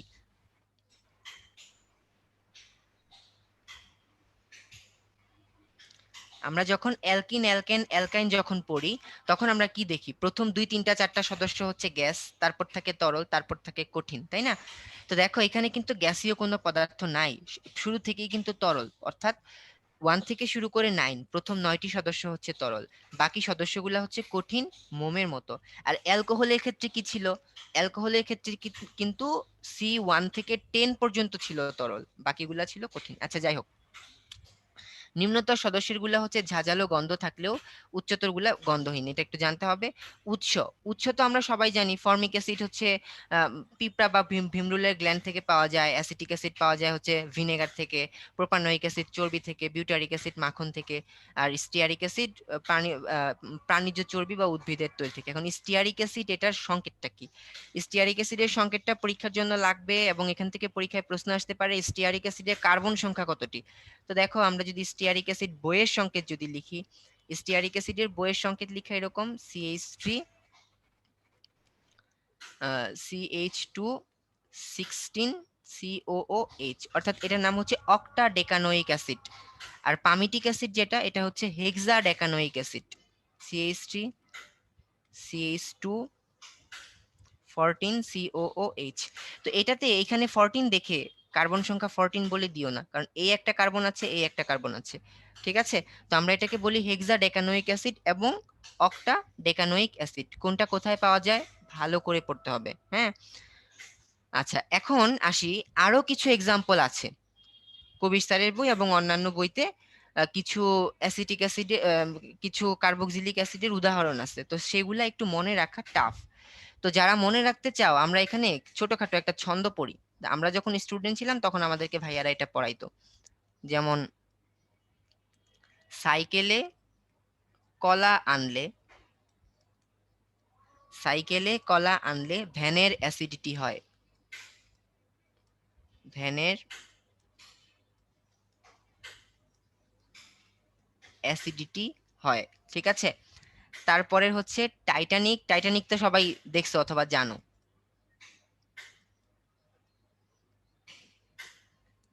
টাইটানিকের তেতো আঙ্গুর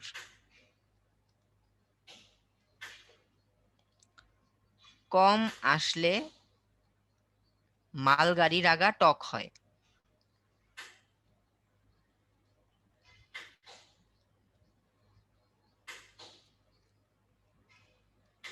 কোনো ইনার মিনিং খুঁজতে যাও না, জাস্ট ছন্দটা পড়ার জন্যই ছন্দ একটা, হ্যাঁ। আচ্ছা, তো আমরা পড়ি। সাইকেল দিয়ে আমরা বুঝাইতে যাচ্ছি এখানে সাইট্রিক অ্যাসিড। সাইট্রিক অ্যাসিড কোথায় পাই আমরা? কলা আনারস, কতে হচ্ছে কলা, আনতে হচ্ছে আনারস, লেতে হচ্ছে লেবু, কলা আনারস লেবু, এই তিনটা জায়গায় আমরা সাইট্রিক অ্যাসিড পাই। ভ্যানের অ্যাসিডিটি হয়, অর্থাৎ ভিনেগার, ভিনেগারে কি পাই এটা আর তোমাদের পড়াইতে হবে? হ্যাঁ ভাইয়া, বাচ্চা কাচ্চাদের পড়ানো আমাদের পড়ান। ভিনেগারে আমরা পাই অ্যাসিটিক অ্যাসিড। টাইটানিকের তেতো আঙ্গুর, টাইটানিকের মানে হচ্ছে টার্টারিক অ্যাসিড, টার্টারিক অ্যাসিড। তেতো মানে হচ্ছে তেঁতুল, আর আঙ্গুর তেতো আঙ্গুর। কম আসলে, কমতে হচ্ছে কমলা, আসলেতে হচ্ছে অ্যাসকর্বিক অ্যাসিড, অ্যাসকর্বিক অ্যাসিড। মালগাড়ির আগা টক হয়, এটা মানে হচ্ছে ম্যালিক অ্যাসিড। ম্যালিক অ্যাসিড কোথায় কোথায় পাই? আতে হচ্ছে আপেল, গতে হচ্ছে গাজর,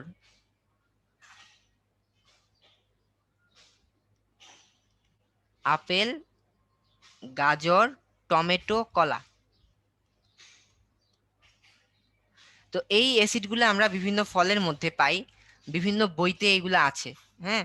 তো মেডিকেল ভর্তি পরীক্ষার জন্য তোমার প্যারা দেওয়ার জন্য যথেষ্ট। তো সবগুলা যদি আলাদা আলাদা পড়তে যাইতা, আমাদের পড়তে অনেক অনেক অনেক অনেক বেশি কষ্ট হয়ে যেত, ঠিক আছে? তো আমরা এভাবে একসাথে করে পড়তে পারি। সাইকেলে কলা আনলে ভ্যানের অ্যাসিডিটি হয়, টাইটানিকের তেতো আঙ্গুর কম আসলে মালগাড়ির আগা টক হয়।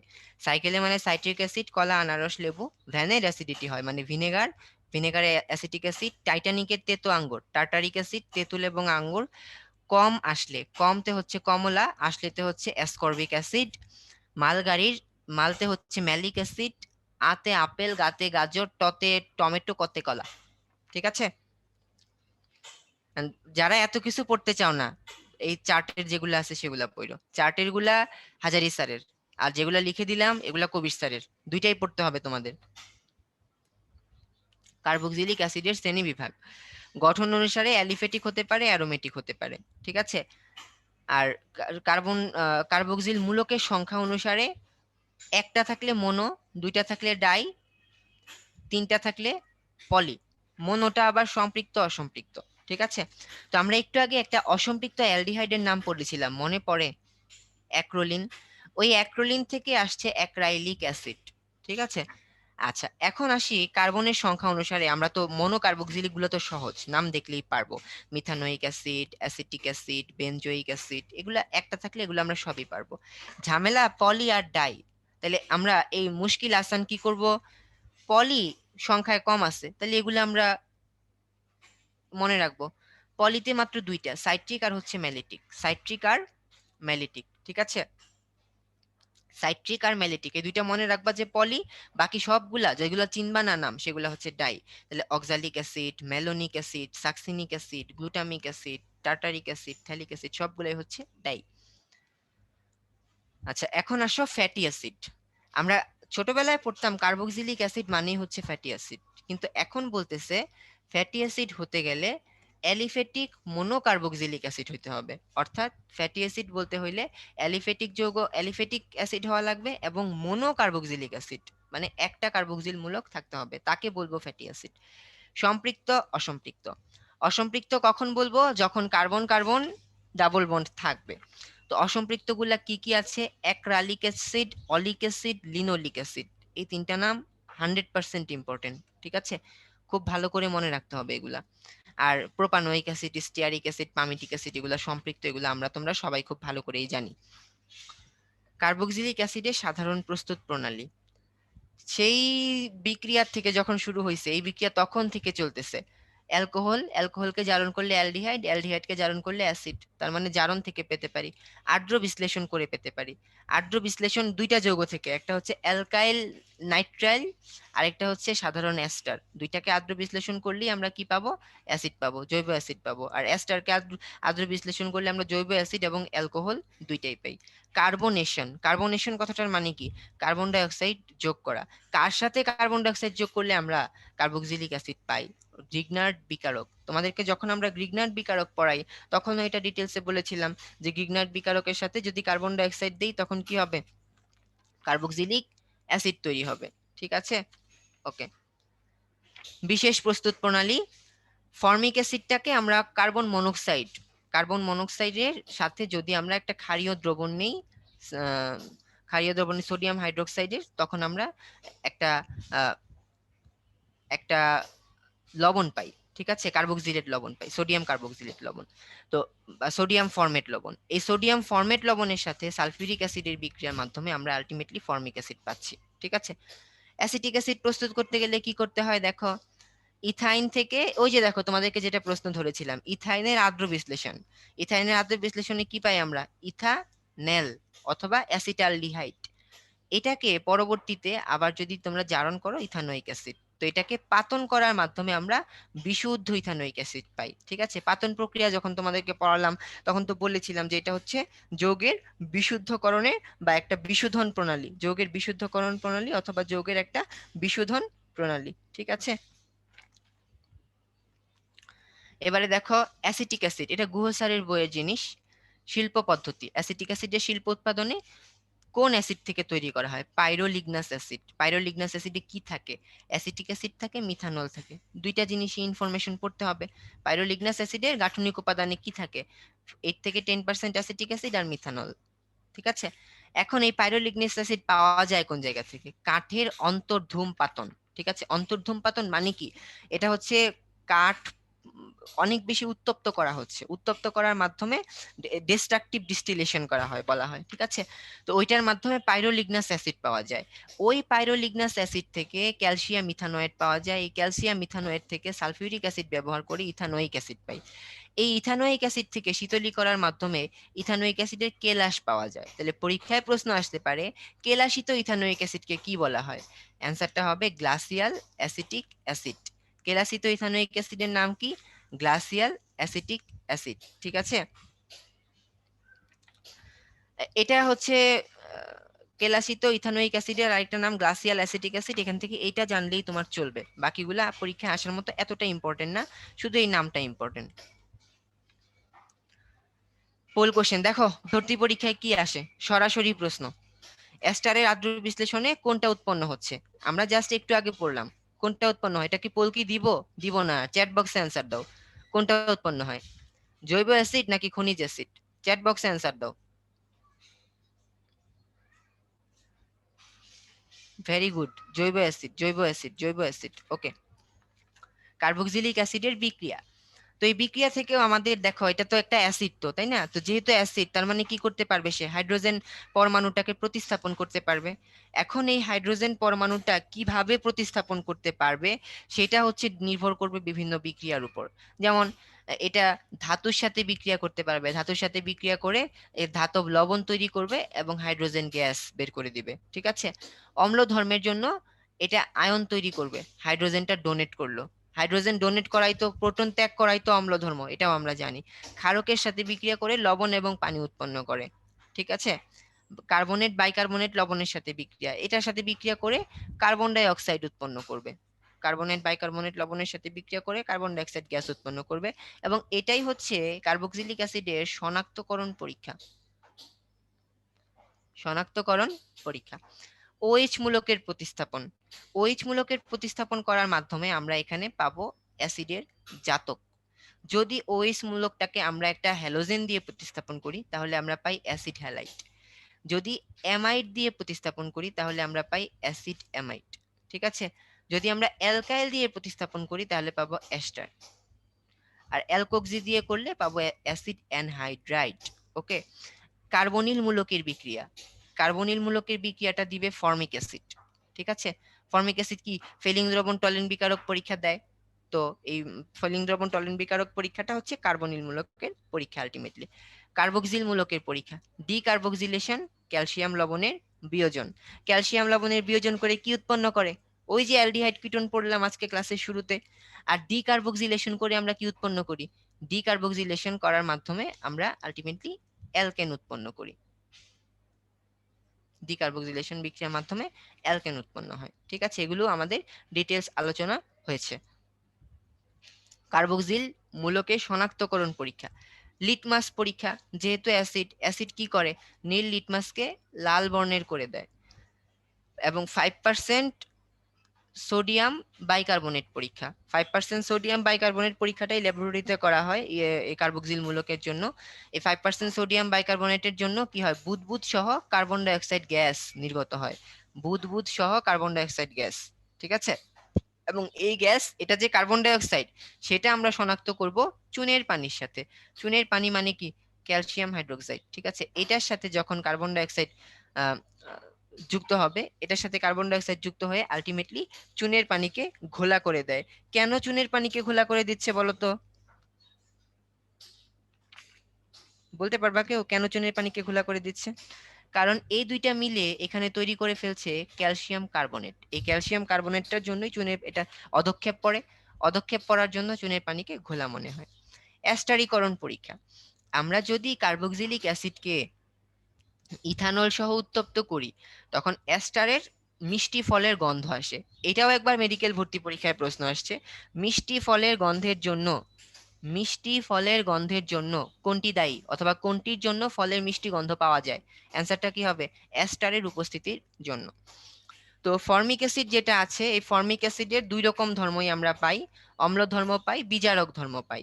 অর্থাৎ আমরা শুরুতে এর আগেও একবার আলোচনা করেছি, ফর্মিক অ্যাসিড, এই ফর্মিক অ্যাসিডটা অ্যাসিড হিসেবে লিটমাসকে নীলকে লাল করছে, আর 5% সোডিয়াম বাইকার্বনেট থেকে কার্বন ডাই অক্সাইড তৈরি করে চুনের পানিকে ঘোলা করছে, মানে অ্যাসিডের পরীক্ষা দিচ্ছে। এন্ড এই ফর্মিক অ্যাসিড এটা আবার অ্যালডিহাইড রূপে কাজ করে। অ্যালডিহাইড রূপে কি কাজ করে, ফেলিং দ্রবণ টলেন বিকারক পরীক্ষা দেয়। তবে ফর্মিক অ্যাসিড কিন্তু ডিএনপিএইচ পরীক্ষা দেয় না, 2,4-DNPH পরীক্ষা দেয় না, খেয়াল রাখতে হবে, ফর্মিক অ্যাসিড 2,4-DNPH পরীক্ষা দেয় না। কার্বক্সিল মূলকের শনাক্তকারী পরীক্ষা কোনটা, দেখো খুবই সহজ একটা পোল, জাস্ট একটু আগে পড়লাম, ঠিক আছে, দেখো দুইবার আসছে, মেডিকেল ভর্তি পরীক্ষা 15-16 এবং ডেন্টাল অ্যাডমিশন টেস্ট 10-11। তো তোমাদের বছরেও এ ধরনের প্রশ্নই আসবে, আবারও আশা করা যায়। তো দেখো একটু এটা পোলটা দিচ্ছি, একটু অ্যান্সার করো, অনেকক্ষণ যাবত কোনো পোল অ্যান্সার করো না। কার্বক্সিলিক মূলকের শনাক্ত করতে কোন বিকারক ব্যবহার করা হয়? অপশনগুলা দেখো, তারপর হচ্ছে অ্যান্সার করো।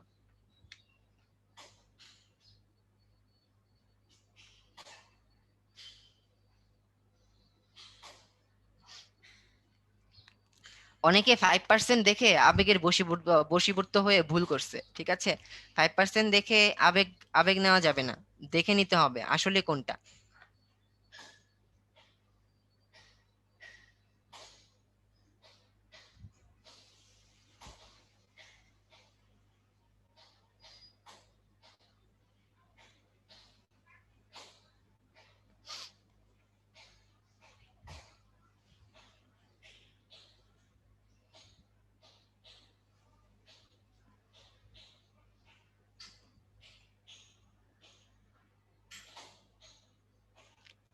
ঠিক আছে, এর মতো সহজ প্রশ্ন আর অন্য কোনোটা হইতে পারে নাকি? এর আগের স্লাইডে জাস্ট পড়াইলাম কি দিয়ে আমরা কার্বক্সিলিক অ্যাসিড শনাক্ত করলাম, 5% সোডিয়াম বাইকার্বনেট। পরের স্লাইডে হচ্ছে কোশ্চেন। তো 5% দেখে অনেকে হচ্ছে ভরকাই গেছে। তো এটা 5% সোডিয়াম বাইকার্বনেট হবে অ্যান্সার। কার্বক্সিলিক অ্যাসিডের জাতক, তো দেখো এই যে কার্বক্সিলিক অ্যাসিডের জাতক আমরা আগেও তো পড়ে আসলাম, এই OH গ্রুপটাকে যদি আমরা প্রতিস্থাপন করি তখন আমরা বিভিন্ন রকমের জাতক পেতে পারি। যেমন এই OH গ্রুপটাকে R দিয়ে প্রতিস্থাপন করলে আমরা পাই এস্টার। যদি আমরা এটাকে হ্যালোজেন দিয়ে প্রতিস্থাপন করি তখন আমরা পাই এখানে একটা অ্যাসিড হ্যালাইড, ঠিক আছে? এবং অ্যানহাইড্রেট কখন পাবো? যদি আমরা এই গ্রুপটাকে আর সিওও সিওআর যদি এরকম কোনো গ্রুপ দিয়ে প্রতিস্থাপন করি তখন আমরা কি পাবো? এখানে একটা অ্যাসিড অ্যানহাইড্রাইড। আবার পেতে পারি অ্যাসিড অ্যামাইড। অ্যামাইড কখন পাবো? আর CONH2। এগুলো আমরা আলটিমেটলি কোন জায়গা থেকে পাই? এই যে দেখো, এই জায়গা থেকে পাই, acid anhydride, ester, amide, halide, মানে OH প্রতিস্থাপন। তোমরা একটা জিনিস জিজ্ঞাসা করো যে জাতক কি, জাতক দেখানোর জন্য এই স্লাইডে ফিরে আসা। কার্বক্সিলিক মূলকের জাতক কাকে বলবো? OH গ্রুপ প্রতিস্থাপনের ফলে যে নতুন যৌগটা তৈরি হবে সেটাই হচ্ছে জাতক, অর্থাৎ এই প্রত্যেকটাই হচ্ছে তার জাতক, ঠিক আছে? তো এখন এখান থেকে প্রশ্ন হলো যে একটা থেকে আরেকটা প্রস্তুত করা যায় কিনা। তো একটা থেকে যদি আরেকটা প্রস্তুত করতে যাও, প্রথমে প্রস্তুত করতে হবে অ্যাসিড থেকে। তো সবগুলা প্রস্তুত করতে পারি, আমরা অ্যাসিড থেকে সবগুলা প্রস্তুত করতে পারি। অ্যাসিড হ্যালাইড থেকে আমরা অ্যানহাইড্রাইড প্রস্তুত করতে পারি, অ্যামাইড প্রস্তুত করতে পারি, ঠিক আছে?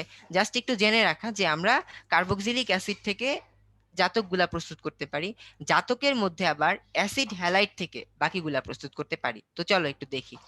প্রথম অ্যাস্টার, অ্যাস্টারের প্রথম সদস্য হচ্ছে ইথাইল অ্যাসিটেট। সুমিষ্ট গন্ধ বিশিষ্ট বর্ণহীন প্রশম তরল পদার্থ, পানিতে অদ্রবণীয়, তবে ইথার অ্যাসিটোন বেনজিন জৈব দ্রাবকে দ্রবণীয়, ঠিক আছে? ইথাইল ইথানয়েট অথবা ইথাইল অ্যাসিটেট, এটা নেল পলিশ এবং সাধারণ গ্লুয়ের উত্তম দ্রাবক। নেল পলিশ এবং সাধারণ গ্লুয়ের উত্তম দ্রাবক হিসেবে কোনটা ব্যবহৃত হয়? পরীক্ষার প্রশ্ন। ইথাইল ইথানয়েট অথবা ইথাইল অ্যাসিটেট। ফলে বিদ্যমান এস্টার, আমরা বলেছি না যে ফলের মধ্যে আমরা সুমিষ্ট গন্ধটা কেন পাই? ফলের সুমিষ্ট গন্ধটা পাই আমরা আহ ফলের সুমিষ্ট গন্ধটা আমরা পাই এস্টারের উপস্থিতির জন্য। যে ঠিক আছে, আগের স্লাইডের একটু, হ্যাঁ এখানে একটা করেও হবে, ঠিক আছে? এখানে একটাও হবে, দুইটাও না। ফলের এই নামগুলা জানতে হবে, ঠিক আছে? ভাইয়া সবগুলা কি মনে রাখা সম্ভব? পড়তে তো হবে, যদি সবগুলা মনে না থাকে মোস্ট ইম্পর্টেন্ট গুলা পড়তে হবে। কলা, কমলা, ঠিক আছে? এই দুইটা মাস্ট। আমি মনে রাখতাম কিভাবে জানো? 5টি কলা, 8টি কমলা, 5টি কলা 8টি কমলা, ঠিক আছে? 5টি কলা মানে হচ্ছে পেন্টাইল অ্যাসিটেট, 8টি কমলা মানে হচ্ছে অক্টাইল অ্যাসিটেট, ঠিক আছে? এই দুইটাই পরীক্ষায় সবচেয়ে বেশি আসতে দেখা যায়, বাকিগুলা যে আসে না তা না, বাকিগুলোও আসে, কিন্তু এই দুইটা পরীক্ষায় বেশি আসে। পাকা কলায় পেন্টাইল অ্যাসিটেট, পাকা কমলায় অক্টাইল অ্যাসিটেট। আচ্ছা, অ্যাস্টারের নামকরণ কিভাবে করতে হয়? অ্যাস্টারের নামকরণ কিভাবে করতে হয় সেটা যদি দেখো, এস্টারের নামকরণ দেখতে গেলে পেন্টাইল অ্যাসিটেট, প্রথমে অ্যাসিটেট গ্রুপটা লিখবা, যেটা নামে শেষে আছে সেটা প্রথমে লিখবা। তাহলে সিএসটি সিওও, এ আমি লিখে ফেললাম অ্যাসিটাইল, অ্যাসিটেট গ্রুপ। তারপর আছে কি পেন্টাইল, তো পেন্টাইল মূলক লিখে দাও C5H11। একইভাবে অক্টাইল অ্যাসিটেটটা লিখো, প্রথমে লিখে ফেলবা অ্যাসিটেট, আচ্ছা এটা পেন্টাইল অ্যাসিটেট, তারপর লিখো অক্টাইল অ্যাসিটেট, সিএসটি সিওও, তারপর হচ্ছে অক্টাইল C8H17। ঠিক আছে, এ হচ্ছে অক্টাইল অ্যাসিটেট। তো এইভাবে আমরা বাকিগুলো পারবো, আশা করি বাকিগুলো তোমরা বাসায় হোমওয়ার্ক করে নিবে। অ্যাস্টারের প্রস্তুত প্রণালী, প্রথম প্রস্তুত প্রণালী হচ্ছে অ্যাস্টারিফিকেশন। তো অ্যাস্টারিফিকেশন রিঅ্যাকশনের মধ্যে কে কে রিঅ্যাকশন করে, অ্যাসিড এবং অ্যালকোহল। তো অ্যাসিড এবং অ্যালকোহল বিক্রিয়া করে কি তৈরি করছে, অ্যাস্টার তৈরি করছে এবং পানি তৈরি করছে। এখানে প্রভাবক হিসেবে ব্যবহার করা হয় শুষ্ক হাইড্রোক্লোরিক অ্যাসিড, অথবা এখানে আমরা সালফিউরিক অ্যাসিডও ব্যবহার করতে পারি। ঠিক আছে, সালফিউরিক অ্যাসিড অ্যাকচুয়ালি এখানে নিরোধক হিসেবে কাজ করবে। ওকে, অ্যাসিড হ্যালাইড, বললাম না হ্যালাইড থেকে এস্টার প্রস্তুত করতে পারি। তো অ্যাসিড হ্যালাইড থেকে একটা অ্যালকোহলের সাথে বিক্রিয়া করাইলে আমরা আবার এখানে অ্যাসিড হ্যালাইড প্রস্তুত করতে পারি। অ্যাসিড অ্যানহাইড্রাইট, তাহলে অ্যানহাইড্রাইটের সাথেও অ্যালকোহল প্রস্তুত করার মাধ্যমে, অ্যালকোহল যুক্ত করার মাধ্যমে আমরা এস্টার প্রস্তুত করতে পারছি। এখানে সামারি হচ্ছে, আমরা যদি অ্যাসিড অথবা অ্যাসিডের জাতকের সাথে অ্যালকোহল যোগ করি, অ্যালকোহল যোগ করলে অ্যাস্টার পাবো। দেখো সবগুলোর মধ্যে অ্যালকোহল যোগ করছে, দেখছো, অ্যালকোহল যোগ করে আলটিমেটলি কি পাইছি, অ্যাস্টার পাইছি। এখান থেকে শুধু পরীক্ষার নাম জানতে হবে। অ্যাস্টার শনাক্তকরণ পরীক্ষার নাম কি, ফেরিক হাইড্রামিড পরীক্ষা। ফেরিক হাইড্রামিড পরীক্ষায় কি বর্ণের অধক্ষেপ তৈরি হয়, লালচে বাদামি বর্ণের অধক্ষেপ তৈরি হয়, আর কিছু জানতে হবে না। আর অ্যাস্টারের আরেকটা শনাক্তকরণ কিন্তু আছে, গন্ধ দিয়ে। ঠিক আছে, কোন গন্ধ দিয়ে অ্যাস্টারের শনাক্তকরণ করা হয়, ফলের সুমিষ্ট গন্ধ। অ্যাস্টার থেকে ফলের সুমিষ্ট গন্ধ থেকে আমরা অ্যাস্টার শনাক্ত করতে পারি। সাবানায়ন, উচ্চতর ফ্যাটি অ্যাসিডের সোডিয়াম বা পটাশিয়াম লবণকে বলা হয় সাবান। এখন সোডিয়াম লবণ কখন, পটাশিয়াম লবণ কখন? পটাশিয়াম লবণ যখন থাকবে তখন ভালো দামি সাবান, হ্যাঁ, টয়লেট সাবান, টয়লেট সাবান মানে যে সাবান দিয়ে গোসল করা হয়, শ্যাম্পু, শেভিং ক্রিম, এসব যখন তৈরি করা হয় পটাশিয়াম থেকে। আর সোডিয়াম সাবান থেকে লন্ড্রি সোপ, কাপড় কাচার সাবান, মানে যেই সাবানের ক্ষার বেশি থাকে এমন জিনিসপত্র আমরা সোডিয়াম সাবান থেকে পেতে পারি। কাপড় কাচা সাবানের প্রধান উপাদান সোডিয়াম পামিটেট অথবা সোডিয়াম স্টিয়ারেট, সোডিয়াম অলিয়েট ইত্যাদি। তো এই সাবানায়ন প্রক্রিয়া কিন্তু আমরা এই ফেনল যখন পড়ি তখনও কিন্তু পড়েছিলাম, তাই না? তৈল এবং চর্বির আদ্র বিশ্লেষণ থেকে সাবান তৈরি করি আলটিমেটলি। মোটামুটি জানতে হবে এই শেষের কথাগুলো, শেষের কথাগুলো, এগুলো থেকে এমসিকিউ প্রশ্ন আসবে পরীক্ষায়। তো দেখো পোল কোশ্চেন, ওই যে কলা টলা যখন পড়াইলাম, ঠিক আছে, তো দেখো মেডিকেল অ্যাডমিশন টেস্ট 18-19-এ কিন্তু চলে আসছে, পাকা কলায় কোন এস্টার উপস্থিত? ঠিক আছে, তাহলে অ্যান্সার করো, পাকা কলায় কোনটা উপস্থিত, ঝটপট অ্যান্সার করো।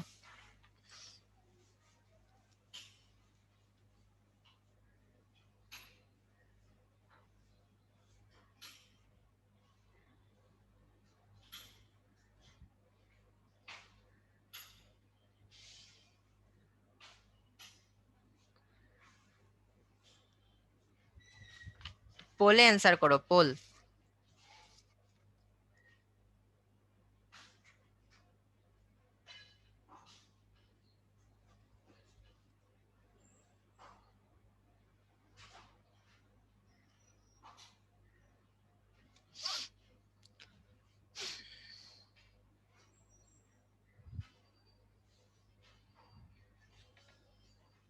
ঠিক আছে, পোল শেষ, রেজাল্ট দেখো। 5টি কলা, একজন তো বলেই দিছে যে ভাইয়া 5টি কলা, হ্যাঁ ঠিক আছে 5টি কলা, পেন্টাইল অ্যাসিটেট এস্টার। অ্যামাইড মূলক, তো অ্যামাইডের মূলকটা দেখে নাও। অ্যামাইডের গুরুত্ব, প্রোটিন সংশ্লেষণে, নাইলন, এটা পলিমার তৈরিতে অ্যামাইড ব্যবহার করা হয়। প্যারাসিটামল পড়লাম না আমরা, প্যারাসিটামলের তোমাদেরকে নামকরণ পড়াইছি 2 দিন, প্রথম একদিন নামকরণের দিন প্যারাসিটামলের নামকরণ পড়াইছি, পরে আবার তোমাদেরকে যখন ওই প্যারাসিটামল যখন পড়াই তখনও পড়াইছি, প্যারাসিটামল একটা অ্যামাইড, অ্যামাইড যৌগ, হ্যাঁ। অ্যাসিড থেকে কি যোগ করলে পাবো আমরা অ্যামাইড, অ্যামোনিয়াম লবণ থেকে আমরা পাবো। কার্বক্সিলিক অ্যাসিডের অ্যামোনিয়াম লবণকে টেম্পারেচার দিয়ে উত্তপ্ত করলে পানি বের হয়ে যাবে, পানি বের হয়ে গেলে আমরা আলটিমেটলি অ্যামাইড পাবো। কার্বক্সিলিক অ্যাসিড আর অ্যামিনের যদি বিক্রিয়া করি আমি একটা কথা শিখাইছি না তোমাদেরকে, যে যেখান থেকে পানি উৎপন্ন হবে বাদ যাবে না কোনো পানি। এই দেখো, কোনো পানি বাদ যাবে না। পানি উৎপন্ন করা গেলে আগে পানি উৎপন্ন করে ফেলবা, বাদ বাকি যা থাকে সেটা একটা অ্যামাইড। অ্যামাইডের শনাক্তকারী পরীক্ষা। এখন এই যে অ্যামাইড সমূহ উত্তপ্ত অবস্থায় অ্যাসিড অথবা ক্ষার দ্বারা প্রভাবিত হয়ে আর্দ্র বিশ্লেষণ দ্বারা কার্বক্সিলিক অ্যাসিড অথবা পচা মাছের গন্ধযুক্ত জাঝালো অ্যামোনিয়া উৎপন্ন করে। ঠিক আছে, পচা মাছের গন্ধযুক্ত অ্যামিন। তাহলে অ্যামিনের গন্ধ কেমন? পচা মাছের গন্ধযুক্ত। ঠিক আছে, তাহলে অ্যামাইড যখন আমরা শনাক্ত করলাম ক্ষার দিয়ে প্রভাবিত হয়ে আর্দ্র বিশ্লেষণ দ্বারা কার্বক্সিলিক অ্যাসিড এবং পচা মাছের অ্যামিন তৈরি করছে। ঠিক আছে, অ্যামিনের যে গন্ধটা, সেই গন্ধটা শুনে বোঝা যাবে যে এখানে অ্যামাইড আছে। এখন যারা গন্ধ বুঝতে পারবে না, গন্ধ বুঝতে না পারলেও ব্যবস্থা আছে, ওই উৎপন্ন অ্যামোনিয়া গ্যাসটাকে কি করব আমরা? হাইড্রোক্লোরিক অ্যাসিডে সিক্ত কাচ দণ্ডের সংস্পর্শে সাদা ধোঁয়া সৃষ্টি করবে। কেন? কারণ এই অ্যামোনিয়া হাইড্রোক্লোরিক অ্যাসিডের সাথে বিক্রিয়া করার মাধ্যমে অ্যামোনিয়াম ক্লোরাইড উৎপন্ন করবে। আর এই অ্যামোনিয়াম ক্লোরাইডটা সাদা ধোঁয়া দিয়েই আমরা আলটিমেটলি অনেক জায়গায় আহ, অনেক জায়গায় আমরা শনাক্ত করেছি। কোথায় শনাক্ত করেছি মনে করে দেখো, অ্যালকোহল শনাক্তকরণ যখন পড়লাম, তখন এই হাইড্রোক্লোরিক অ্যাসিডকে শনাক্ত করার জন্য আমরা অ্যামোনিয়া সিক্ত গ্লাস রড ধরেছিলাম। ওই অ্যামোনিয়া সিক্ত গ্লাস রড ধরার জন্য তখন আবার সেখানে অ্যামোনিয়াম ক্লোরাইড অথবা অ্যামোনিয়াম ক্লোরাইডের সাদা ধোঁয়া কিন্তু তৈরি হয়েছিল। আবার এখানে কিন্তু রিভার্স করছি। কি রিভার্স করছি? অ্যামোনিয়া শনাক্ত করার জন্য আমরা হাইড্রোক্লোরিক অ্যাসিড ব্যবহার করছি। ঠিক আছে, হাইড্রোক্লোরিক অ্যাসিডের সিক্ত গ্লাস রড ব্যবহার করে আমরা অ্যামোনিয়াম ক্লোরাইডের সাদা ধোঁয়া দিয়ে সেটা শনাক্ত করতে পারছি। আচ্ছা, এবারে আসো জৈব যৌগের বিশুদ্ধতা নির্ণয়। আমরা জৈব যৌগের বিশুদ্ধতা নির্ণয়ের ক্ষেত্রে কঠিন এবং তরল যৌগ আলাদা করে পড়ব। কঠিন যৌগের বিশুদ্ধতা নির্ণয়ের জন্য আমরা কিছু পদ্ধতি ব্যবহার করি, তরল যৌগের জন্য কিছু পদ্ধতি ব্যবহার করে থাকি। তো কঠিন যৌগের বিশুদ্ধতা নির্ণয়ের জন্য আমাদের পদ্ধতি হলো স্থির গলনাঙ্ক, প্রতিসরাঙ্ক, আপেক্ষিক গুরুত্বের নির্দিষ্ট মান। তরলের জন্য দেখো, তরল ফুটবে, তার মানে তার একটা নির্দিষ্ট স্ফুটনাঙ্ক থাকবে। তরলের নির্দিষ্ট স্ফুটনাঙ্ক থাকবে, কিন্তু কঠিনের কি স্ফুটনাঙ্ক থাকবে? তার আগে তাকে গলতে হবে, এই জন্য মনে রাখবো কঠিনের গলনাঙ্ক। তো এই গলনাঙ্ক এবং স্ফুটনাঙ্কই কিন্তু প্রধান। ঠিক আছে, এটাই হচ্ছে প্রধান আহ নিয়ামক, অথবা এটাকে বলতে পারো যে প্রধান মানদণ্ড। স্থির স্ফুটনাঙ্ক এটাই কিন্তু প্রধান মানদণ্ড, প্রধান মানদণ্ড। ঠিক আছে। আচ্ছা, আপেক্ষিক গুরুত্বের নির্দিষ্ট মান। আপেক্ষিক গুরুত্ব কঠিন পদার্থের থাকে, কিন্তু তরল পদার্থের থাকে হচ্ছে ঘনত্বের নির্দিষ্ট মান। ঠিক আছে, তো এর মাধ্যমে স্লাইডটা শেষ। তো এখন চলো আমরা একটু দাগানো বইটা দেখার ট্রাই করি।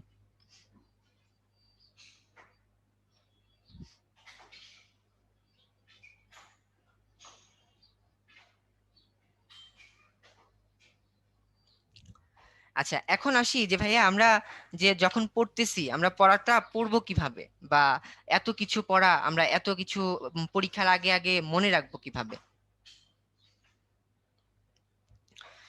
তো পরীক্ষার আগে মনে রাখার টেকনিক হলো তোমার বইটাকে একটা নিজের মতো করে মাস্টার বুক বানাইতে হবে।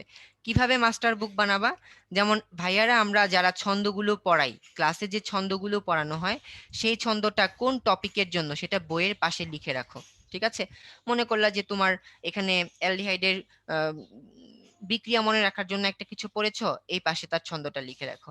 অথবা মনে করো যে যেহেতু অর্গানিকটা বইতে গোছানো নাই, আমরা তোমাদেরকে লেকচারগুলো যথেষ্ট গুছায় নেওয়ার চেষ্টা করেছি, এবং তোমাদের অনেকের কাছে মেডিট্রিক্স আছে। ঠিক আছে, এবং এই মেডিট্রিক্সের সাথে মেন বইটাকে একটা কম্বিনেশন করতে হবে। কিভাবে কম্বিনেশন করব? মেন বইয়ের যে টপিকগুলা মেন বইয়ের যে টপিকগুলা তুমি মেডিট্রিক্স থেকে পড়েছো, তোমার কাছে মনে হচ্ছে যে মেডিট্রিক্সে ইজি, মেন বইতেও সেম টপিক আছে, মেডিট্রিক্সেও সেম টপিক আছে, কিন্তু তোমার কাছে মনে হচ্ছে যে এটা মেডিট্রিক্সে ইজি। ঠিক আছে, ওই জন্য তুমি এটা করবা কি, তুমি ওই টপিকটার পাশে মেডিট্রিক্সের পেজ নাম্বারটা লিখে রাখবা। এটা যদি না করতে পারো তাহলে কি হবে? পরবর্তীতে তুমি আবার যখন রিভিশনে যাবা, তখন দেখা যাবে কি তুমি মেন বই পড়ে শেষ করতেই তোমার সময় শেষ, মেডিট্রিক্স আর পড়া হবে না, তাই তোমার ইনফরমেশন ল্যাকিংস থেকে যাবে। তো ইনফরমেশন ল্যাকিংস তো থাকা যাবে না। তো কি করবা? বইয়ের পাশে পেজ নাম্বার লিখবা, যে টপিকটা মেডিট্রিক্স থেকে পড়বা সেটা মেডিট্রিক্সের পেজ নাম্বার লিখবা। মনে করো এখানে আমরা ওই যে যে সক্রিয়তাটা পড়ালাম, যে কার্বনিল যৌগের একটা সক্রিয়তা আছে, ওইটা কিন্তু এখানে লেখা নাই। তাহলে তোমাকে কি করতে হবে? তোমার বইয়ের এখানে কার্বনিল যৌগের সক্রিয়তাটা লিখতে হবে। কিভাবে লিখবা? যেমন তুমি এখানে পাশে একটা ফাঁকা জায়গা পেয়ে এখানে তুমি লিখতে পারো যে অন্য কোনো অ্যালডিহাইড তারপর হচ্ছে কিটোন, অথবা তুমি এই সক্রিয়তাটা যেখানে আছে মেডিটিক্সের পেজ নাম্বারটা লিখে রাখো এমটি সামথিং, ঠিক আছে। আচ্ছা, এটা হচ্ছে একটা পদ্ধতি। তারপর যেখানে যেখানে বললাম ছন্দ আছে সেখানে সেখানে ছন্দ লিখবা। অথবা কোনো কোনো জিনিস তোমাদের কাছে মনে হবে যে ভাইয়ারা ক্লাসে খুব সহজে পড়াইছে, এই জিনিসগুলা বইতেও কঠিন, মেরিটিক্সে ওই রকম সহজ করে লেখা নাই। সেটার ক্ষেত্রে কি করবা, তুমি ছোট্ট একটা কাগজ নিবা, ওই ছোট্ট একটা কাগজের মধ্যে তুমি ভাইয়ারা যেভাবে পড়াইছে অথবা তুমি নিজে যেভাবে পড়ছো সেভাবে লিখে কাগজটা একটু গাম দিয়ে অথবা আঠা দিয়ে ওই পেজের মধ্যে পাশে অ্যাটাচ করে দিবা, যেন এটা তোমার আলাদা একটা টোটকা হিসেবে থাকলো, তুমি যখন পড়বা তখন এটা পড়লে তোমার সুবিধা হয়ে যাবে। ওকে, তাহলে এখন দেখো বইয়ের মধ্যে কি আছে। কার্বনিল মূলক, কার্বনিল মূলক কোথায় কোথায় পাওয়া যায় না পাওয়া যায়, কার্বনিল মূলকের কে কোন বিক্রিয়া দেয়, কোনটা পোলার আয়ন কম হয় কোনটা পোলার আয়ন বেশি হয়, এটা একটু জানতে হবে। এক্সাম্পল আছে বইতে, হ্যাঁ এক্সাম্পল গুলো একটু পড়বা, এগুলা কোনো এক্সাম্পলই তো বাদ দেওয়া যায় না। কার্বনিল যৌগ বলতে কি বোঝায় সেটাও একটু এখান থেকে পড়তে হবে। তারপর দেখো এখান থেকে শনাক্ত প্রস্তুত প্রণালীতে চলে আসো। অ্যালডিহাইড কিটোনের ব্যবহার এবং প্রস্তুত প্রণালী। ব্যবহার আমরা এর চাইতেও আরো বেশি কিছু পড়াইছি। ফর্মালডিহাইডের 40% ফর্মালডিহাইডের 40% দ্রবণকে ফরমালিন, এটার সাথে আরো কি কি আছে সেটাও বলেছিলাম। অ্যাসিটন সবচেয়ে বেশি ব্যবহৃত জৈব দ্রাবক। আর শনাক্ত বিক্রিয়াগুলো বা প্রস্তুত প্রণালীগুলো আমরা স্লাইডে বইয়ের চাইতে সহজ করে পড়ানোর ট্রাই করি, সবগুলো একসাথে আনা হয় তো মনে হয় এখানে বেশি সহজ, তারপরেও তোমাদের যেখান থেকে পড়তে সুবিধা হয়। আর যখন বইতে পড়বা কিভাবে পড়বা, কেউ আছে বিক্রিয়া থেকে পড়তে পছন্দ করে যে ভাই আমি বিক্রিয়াটা পড়লাম বাকি জিনিস আমার আর পড়তে হচ্ছে না। বিক্রিয়া থেকে কিভাবে পড়া যায়, 1 ডিগ্রি অ্যালকোহল থেকে অ্যালডিহাইড প্রস্তুত হচ্ছে, কি ব্যবহার করে প্রস্তুত হচ্ছে, এখানে আমরা একটা তীব্র জারক ব্যবহার করছি, ঠিক আছে, জাস্ট এভাবে এভাবে পড়বা। আর বইতে এরকম যত পকেট এমসিকিউ পাবা, জায়গায় জায়গায় দেখবা এরকম ছোট ছোট ছোট ছোট এমসিকিউ আছে, ওই প্রতিটা এমসিকিউ কিন্তু পরীক্ষার জন্য 100% ইম্পর্টেন্ট, ঠিক আছে। হাজারি স্যারের বইয়ের প্রতিটা এমসিকিউ, বইয়ের যেখানে যেখানে এমসিকিউ পাবা মনে রাখবা সেখানে সেখানে প্রতিটা এমসিকিউ আমাদের পড়তে হবে। আর জেনে নাও এটা তেমন বেশি ইম্পর্টেন্ট না, এটা তোমরা জানো। আর ডাইহ্যালাইডের আদ্র বিশ্লেষণ এটাও আমরা পড়েছি। কোন ডাইহ্যালাইড, জেম ডাইহ্যালাইড, দুইটা স্টেপে হয়, আমরা ভেঙে ভেঙে দেখাইছিলাম, ঠিক আছে, মনে আছে যে জেম ডাইহ্যালাইড কাকে বলি, এই কার্বনের দুই পাশে যদি এরকম এরকম ক্লোরিন থাকে ওইটাকে বলবো হচ্ছে জেম ডাইহ্যালাইড, আর ভিন্ন কার্বনের মধ্যে থাকলে আমরা তাদেরকে বলবো ভিসিনাল ডাইহ্যালাইড। চ্যাপ্টারের লাস্টের এমসিকিউ পড়বা, অবশ্যই পড়বা, বইয়ের যত এমসিকিউ আছে সব পড়তে হবে। অনেক সময় দেখা গেছে বইয়ের এমসিকিউ হুবহু উঠাই দিছে পরীক্ষায়, মেডিকেল অ্যাডমিশন টেস্টে বিশেষ করে। রোজেনমুন বিজারণ বিক্রিয়া, এখানে একটু ইম্পর্টেন্ট ইনফরমেশন আছে দেখো। আমরা রোজেনমুন বিজারণ বিক্রিয়ার মাধ্যমে দুইটা জিনিস তৈরি করতে পারবো না, কোনো কিটোন তৈরি করতে পারবো না, কোনো ফর্মালডিহাইড তৈরি করতে পারবো না। কারণ কি, ফর্মালডিহাইডটা দেখো কক্ষ তাপমাত্রায় একটা অস্থায়ী যৌগ, ঠিক আছে, খুবই ইম্পর্টেন্ট রোজেনমুন বিজারণ বিক্রিয়া, এটার পাশে লিখে রাখো 100%, ঠিক আছে। এখন আসো অ্যালডিহাইড কিটোনের শনাক্তকারী পরীক্ষা। 2,4-ডাইনাইট্রোফিনাইল হাইড্রাজিন, এটা দিয়ে কি শনাক্ত করা হয়, কার্বনিল মূলক, কি দিয়ে, হলুদ কমলা বর্ণের অধক্ষেপ পড়ে। এরপর টলেন বিকারক পরীক্ষা। টলেন বিকারক পরীক্ষা দিয়ে কি শনাক্ত করা হয়, অ্যালডিহাইড এবং কিটোনের মধ্যে পার্থক্য করা হয়। পরীক্ষায় প্রশ্ন আসতে পারে এটা কি ধরনের পরীক্ষা, এটা একটা মৃদু জারণ, মৃদু জারণ, মৃদু জারণ হয় দেখে এটা কিটোন এই পরীক্ষা দিবে না, অ্যালডিহাইড এই পরীক্ষা দিবে, ঠিক আছে। টলেন বিকারক কিভাবে প্রস্তুত করা হয় আমি ক্লাসে বলেছিলাম, অ্যামোনিয়া দ্রবণে সিলভার নাইট্রেটের বর্ণহীন মিশ্রণ, দেখছো কোন জায়গা থেকে প্রশ্ন আসতে পারে, এই যে বর্ণহীন মিশ্রণ, ঠিক আছে। এবং এটার দেখো আহ মূল বিকারক যেটা সেটা আমি তোমাদের ক্লাসে লিখাই দিছিলাম, মূল উপাদানটা কি, ডাইঅ্যামিন সিলভার হাইড্রোক্সাইড, মূল উপাদানটা হচ্ছে ডাইঅ্যামিন সিলভার হাইড্রোক্সাইড। ওকে, আচ্ছা, এরপর নেক্সট আসো ফেলিং দ্রবণ পরীক্ষা।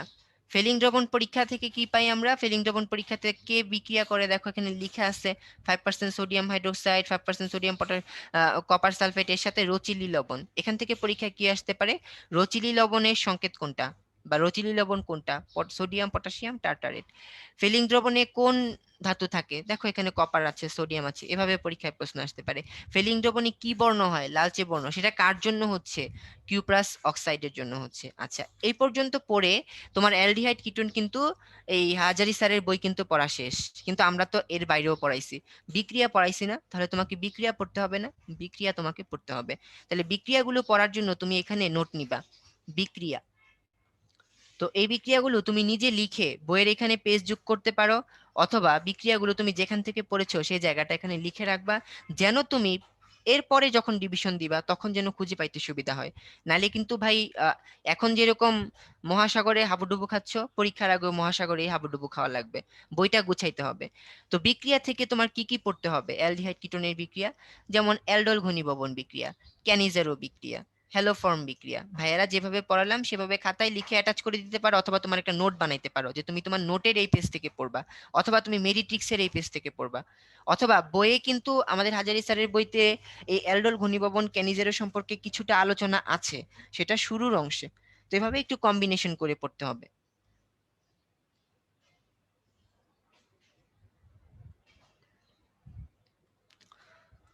আচ্ছা, এবারে আসো। এখানে এরকম ছোট ছোট বক্সের মধ্যে মাঝে মাঝে কিছু ইনফরমেশন পাওয়া যায়। কেমন ইনফরমেশন পাওয়া যায় দেখো। নিউক্লিওফিলিক দ্রুত বিক্রিয়ার ক্ষেত্রে ফর্মালডিহাইড অধিক সক্রিয়। কেন অধিক সক্রিয়? আমরা তো ক্লাসে পড়লাম কেন অধিক সক্রিয় হবে ফর্মালডিহাইড। কারণ যত বেশি অ্যালকাইল গ্রুপ বাড়বে সক্রিয়তা তত বেশি কমে যাবে। তোমার ব্যাখ্যা তো পড়ার দরকার নাই, তুমি শুধু এই হেডিংটুকু মনে রাখবা। নিউক্লিওফিলিক সংযোজন বিক্রিয়ায় কিটোন অপেক্ষা অ্যালডিহাইড অধিক সক্রিয়। ইথানেল অ্যালডোল বিক্রিয়া দেয়, কিন্তু এই মিথানেল এবং বেনজালডিহাইড তা দেয় না। কেন? তোমার পড়তে পারলে ভালো, খুবই ভালো পড়তে পারলে, কিন্তু না পড়লেও সমস্যা নাই। এই যে এরকম ছোট ছোট যে কথাগুলো না, এগুলো এখান থেকে মনে রাখতে হবে। হ্যাঁ, এগুলো খুব ইম্পর্টেন্ট। অনেক সময় পরীক্ষায় এইসব জায়গা থেকে সরাসরি প্রশ্ন দিয়ে দিতে পারে।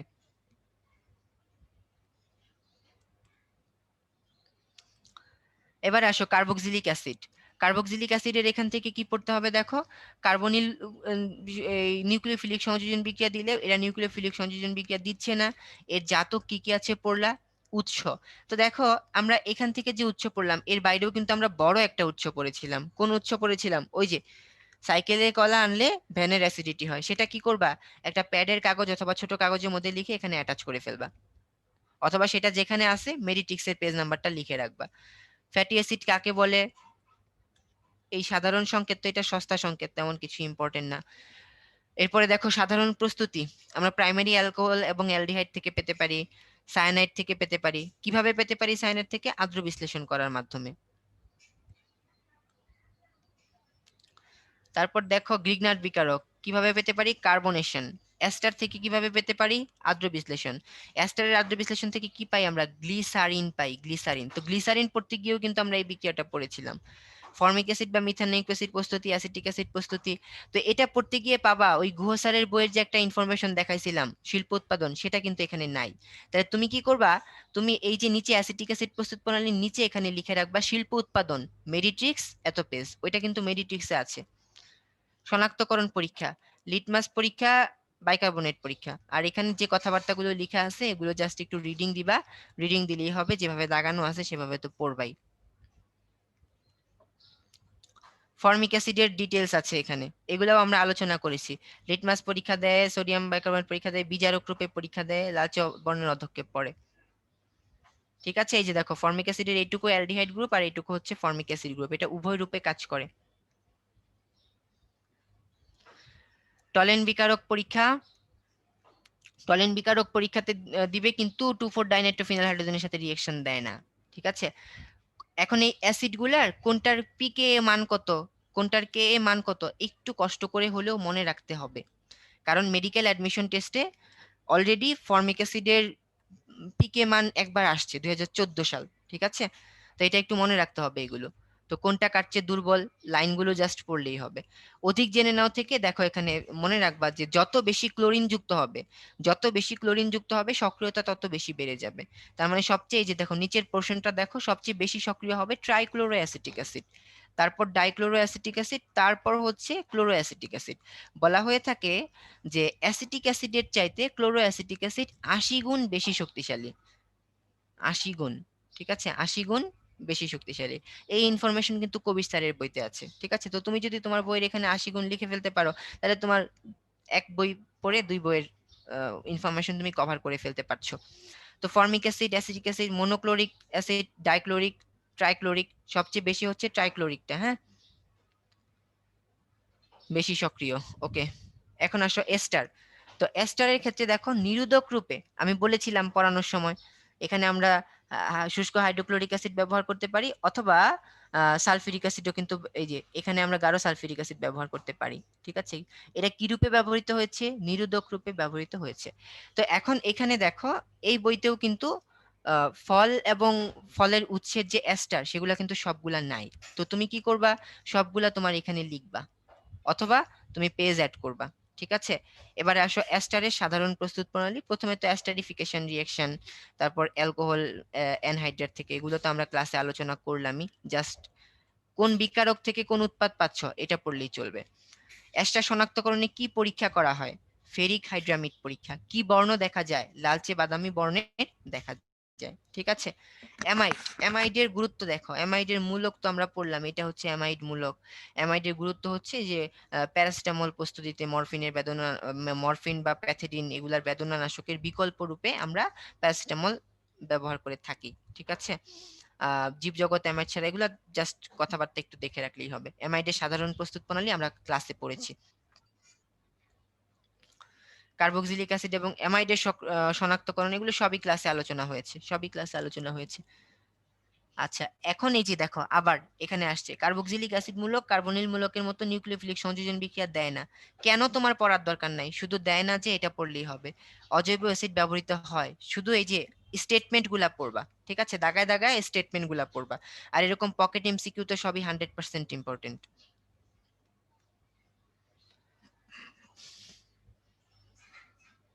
ঠিক আছে। কার্যকরীমূলক শনাক্তকরণ, কার্যকরীমূলক শনাক্তকরণের এগুলা আবারও এখানে দেওয়ার উদ্দেশ্য হচ্ছে এগুলো প্র্যাকটিক্যাল অংশ, কিন্তু ভাই আমরা আবার পড়বো কিনা, সব জৈব যৌগ পড়ার পর আবার এগুলা রিভিশন দিবা, ঠিক আছে, কারণ পরীক্ষায় আলটিমেটলি শনাক্তকরণ থেকেই প্রশ্ন বেশি আসে। জৈব যৌগের বিশুদ্ধতা নির্ণয়, বিশুদ্ধতা নির্ণয়ের জিনিসগুলা আমাদের কবির স্যারের বইতে সুন্দর আছে, এখানেও আছে। তো কবির স্যারের বইতে সুন্দর আছে, আমরা স্লাইডে, লেকচার স্লাইডে যেভাবে পড়াইছি, তুমি জাস্ট ওই ইনফরমেশন গুলো এখানে লিখে রাখবা, অথবা লিখে রাখবা মেডিট্রিক্স এত পেজ, তাহলেই তোমার ইনফরমেশন কিন্তু কারেকশন হয়ে যাচ্ছে, ঠিক আছে। আচ্ছা, এখন তোমাদের অনেকের একটা কোয়েশ্চেন ছিল যে ভাইয়া বই নতুন কিনতে হবে কিনা। নতুন বই আমরা সবসময় প্রমোট করি, নতুন বইতে নতুন কিছু ইনফরমেশন থাকে, নতুন বই পড়াটাই ভালো। তবে যদি কেউ মনে করো যে ভাই আমার নতুন বই পড়তে অনেক কষ্ট হবে, এই হবে সেই হবে, আমি আর নতুন বইয়ের এত বেশি কিছু ইনফরমেশন মনে রাখতে পারবো না, তাহলে তুমি তোমার যে বইটা তুমি পড়তেছো সেটা পড়ো। তবে সেটা যদি খুব বেশি পুরাতন হয় তাহলে কিন্তু ভালো না। আমরা সবসময় প্রমোট করি নতুন বই কেনার জন্য, ঠিক আছে। অলি ভাই, আপনি যদি কিছু বলেন। হ্যাঁ রাইসুল, ঠিক আছে, সমস্যা নাই। আমাদের তো মোটামুটি যা প্রশ্ন ছিল সব সলভ করে দেওয়া হয়েছে। তো সবাই ভালো মতো প্রস্তুতি নাও। ওকে, আমার পক্ষ থেকে আর কিছু বলার নেই, ভাইরা কিছু বলতে চাইলে বলতে পারেন। জি ভাই, আমি তাহলে লিভ নিলাম। ওকে, হ্যাঁ, রাইসুল ভাই, ওয়ালি ভাই, আপনাদেরকে ধন্যবাদ। ভাইয়া একটু পিডিএফটা কষ্ট করে তাহলে আপলোড করে দেন ভাইয়া, হ্যাঁ। আর স্টুডেন্ট যারা আছো, আমি তোমাদের উদ্দেশ্যে একটা পোল লঞ্চ করেছি, সবাই একটু ভোট করো।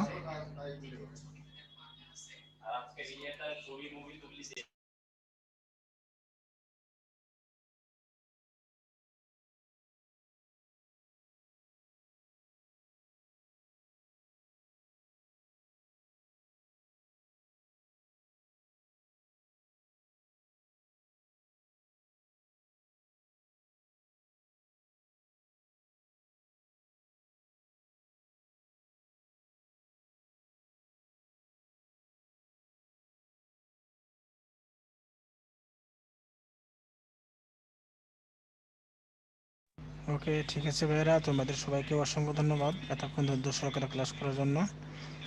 তোমাদের সাথে আমাদের আবারও কথা হবে আগামী কোনো ক্লাসে। সে পর্যন্ত সবাই ভালো থাকবা, সুস্থ থাকবা। আল্লাহ হাফেজ।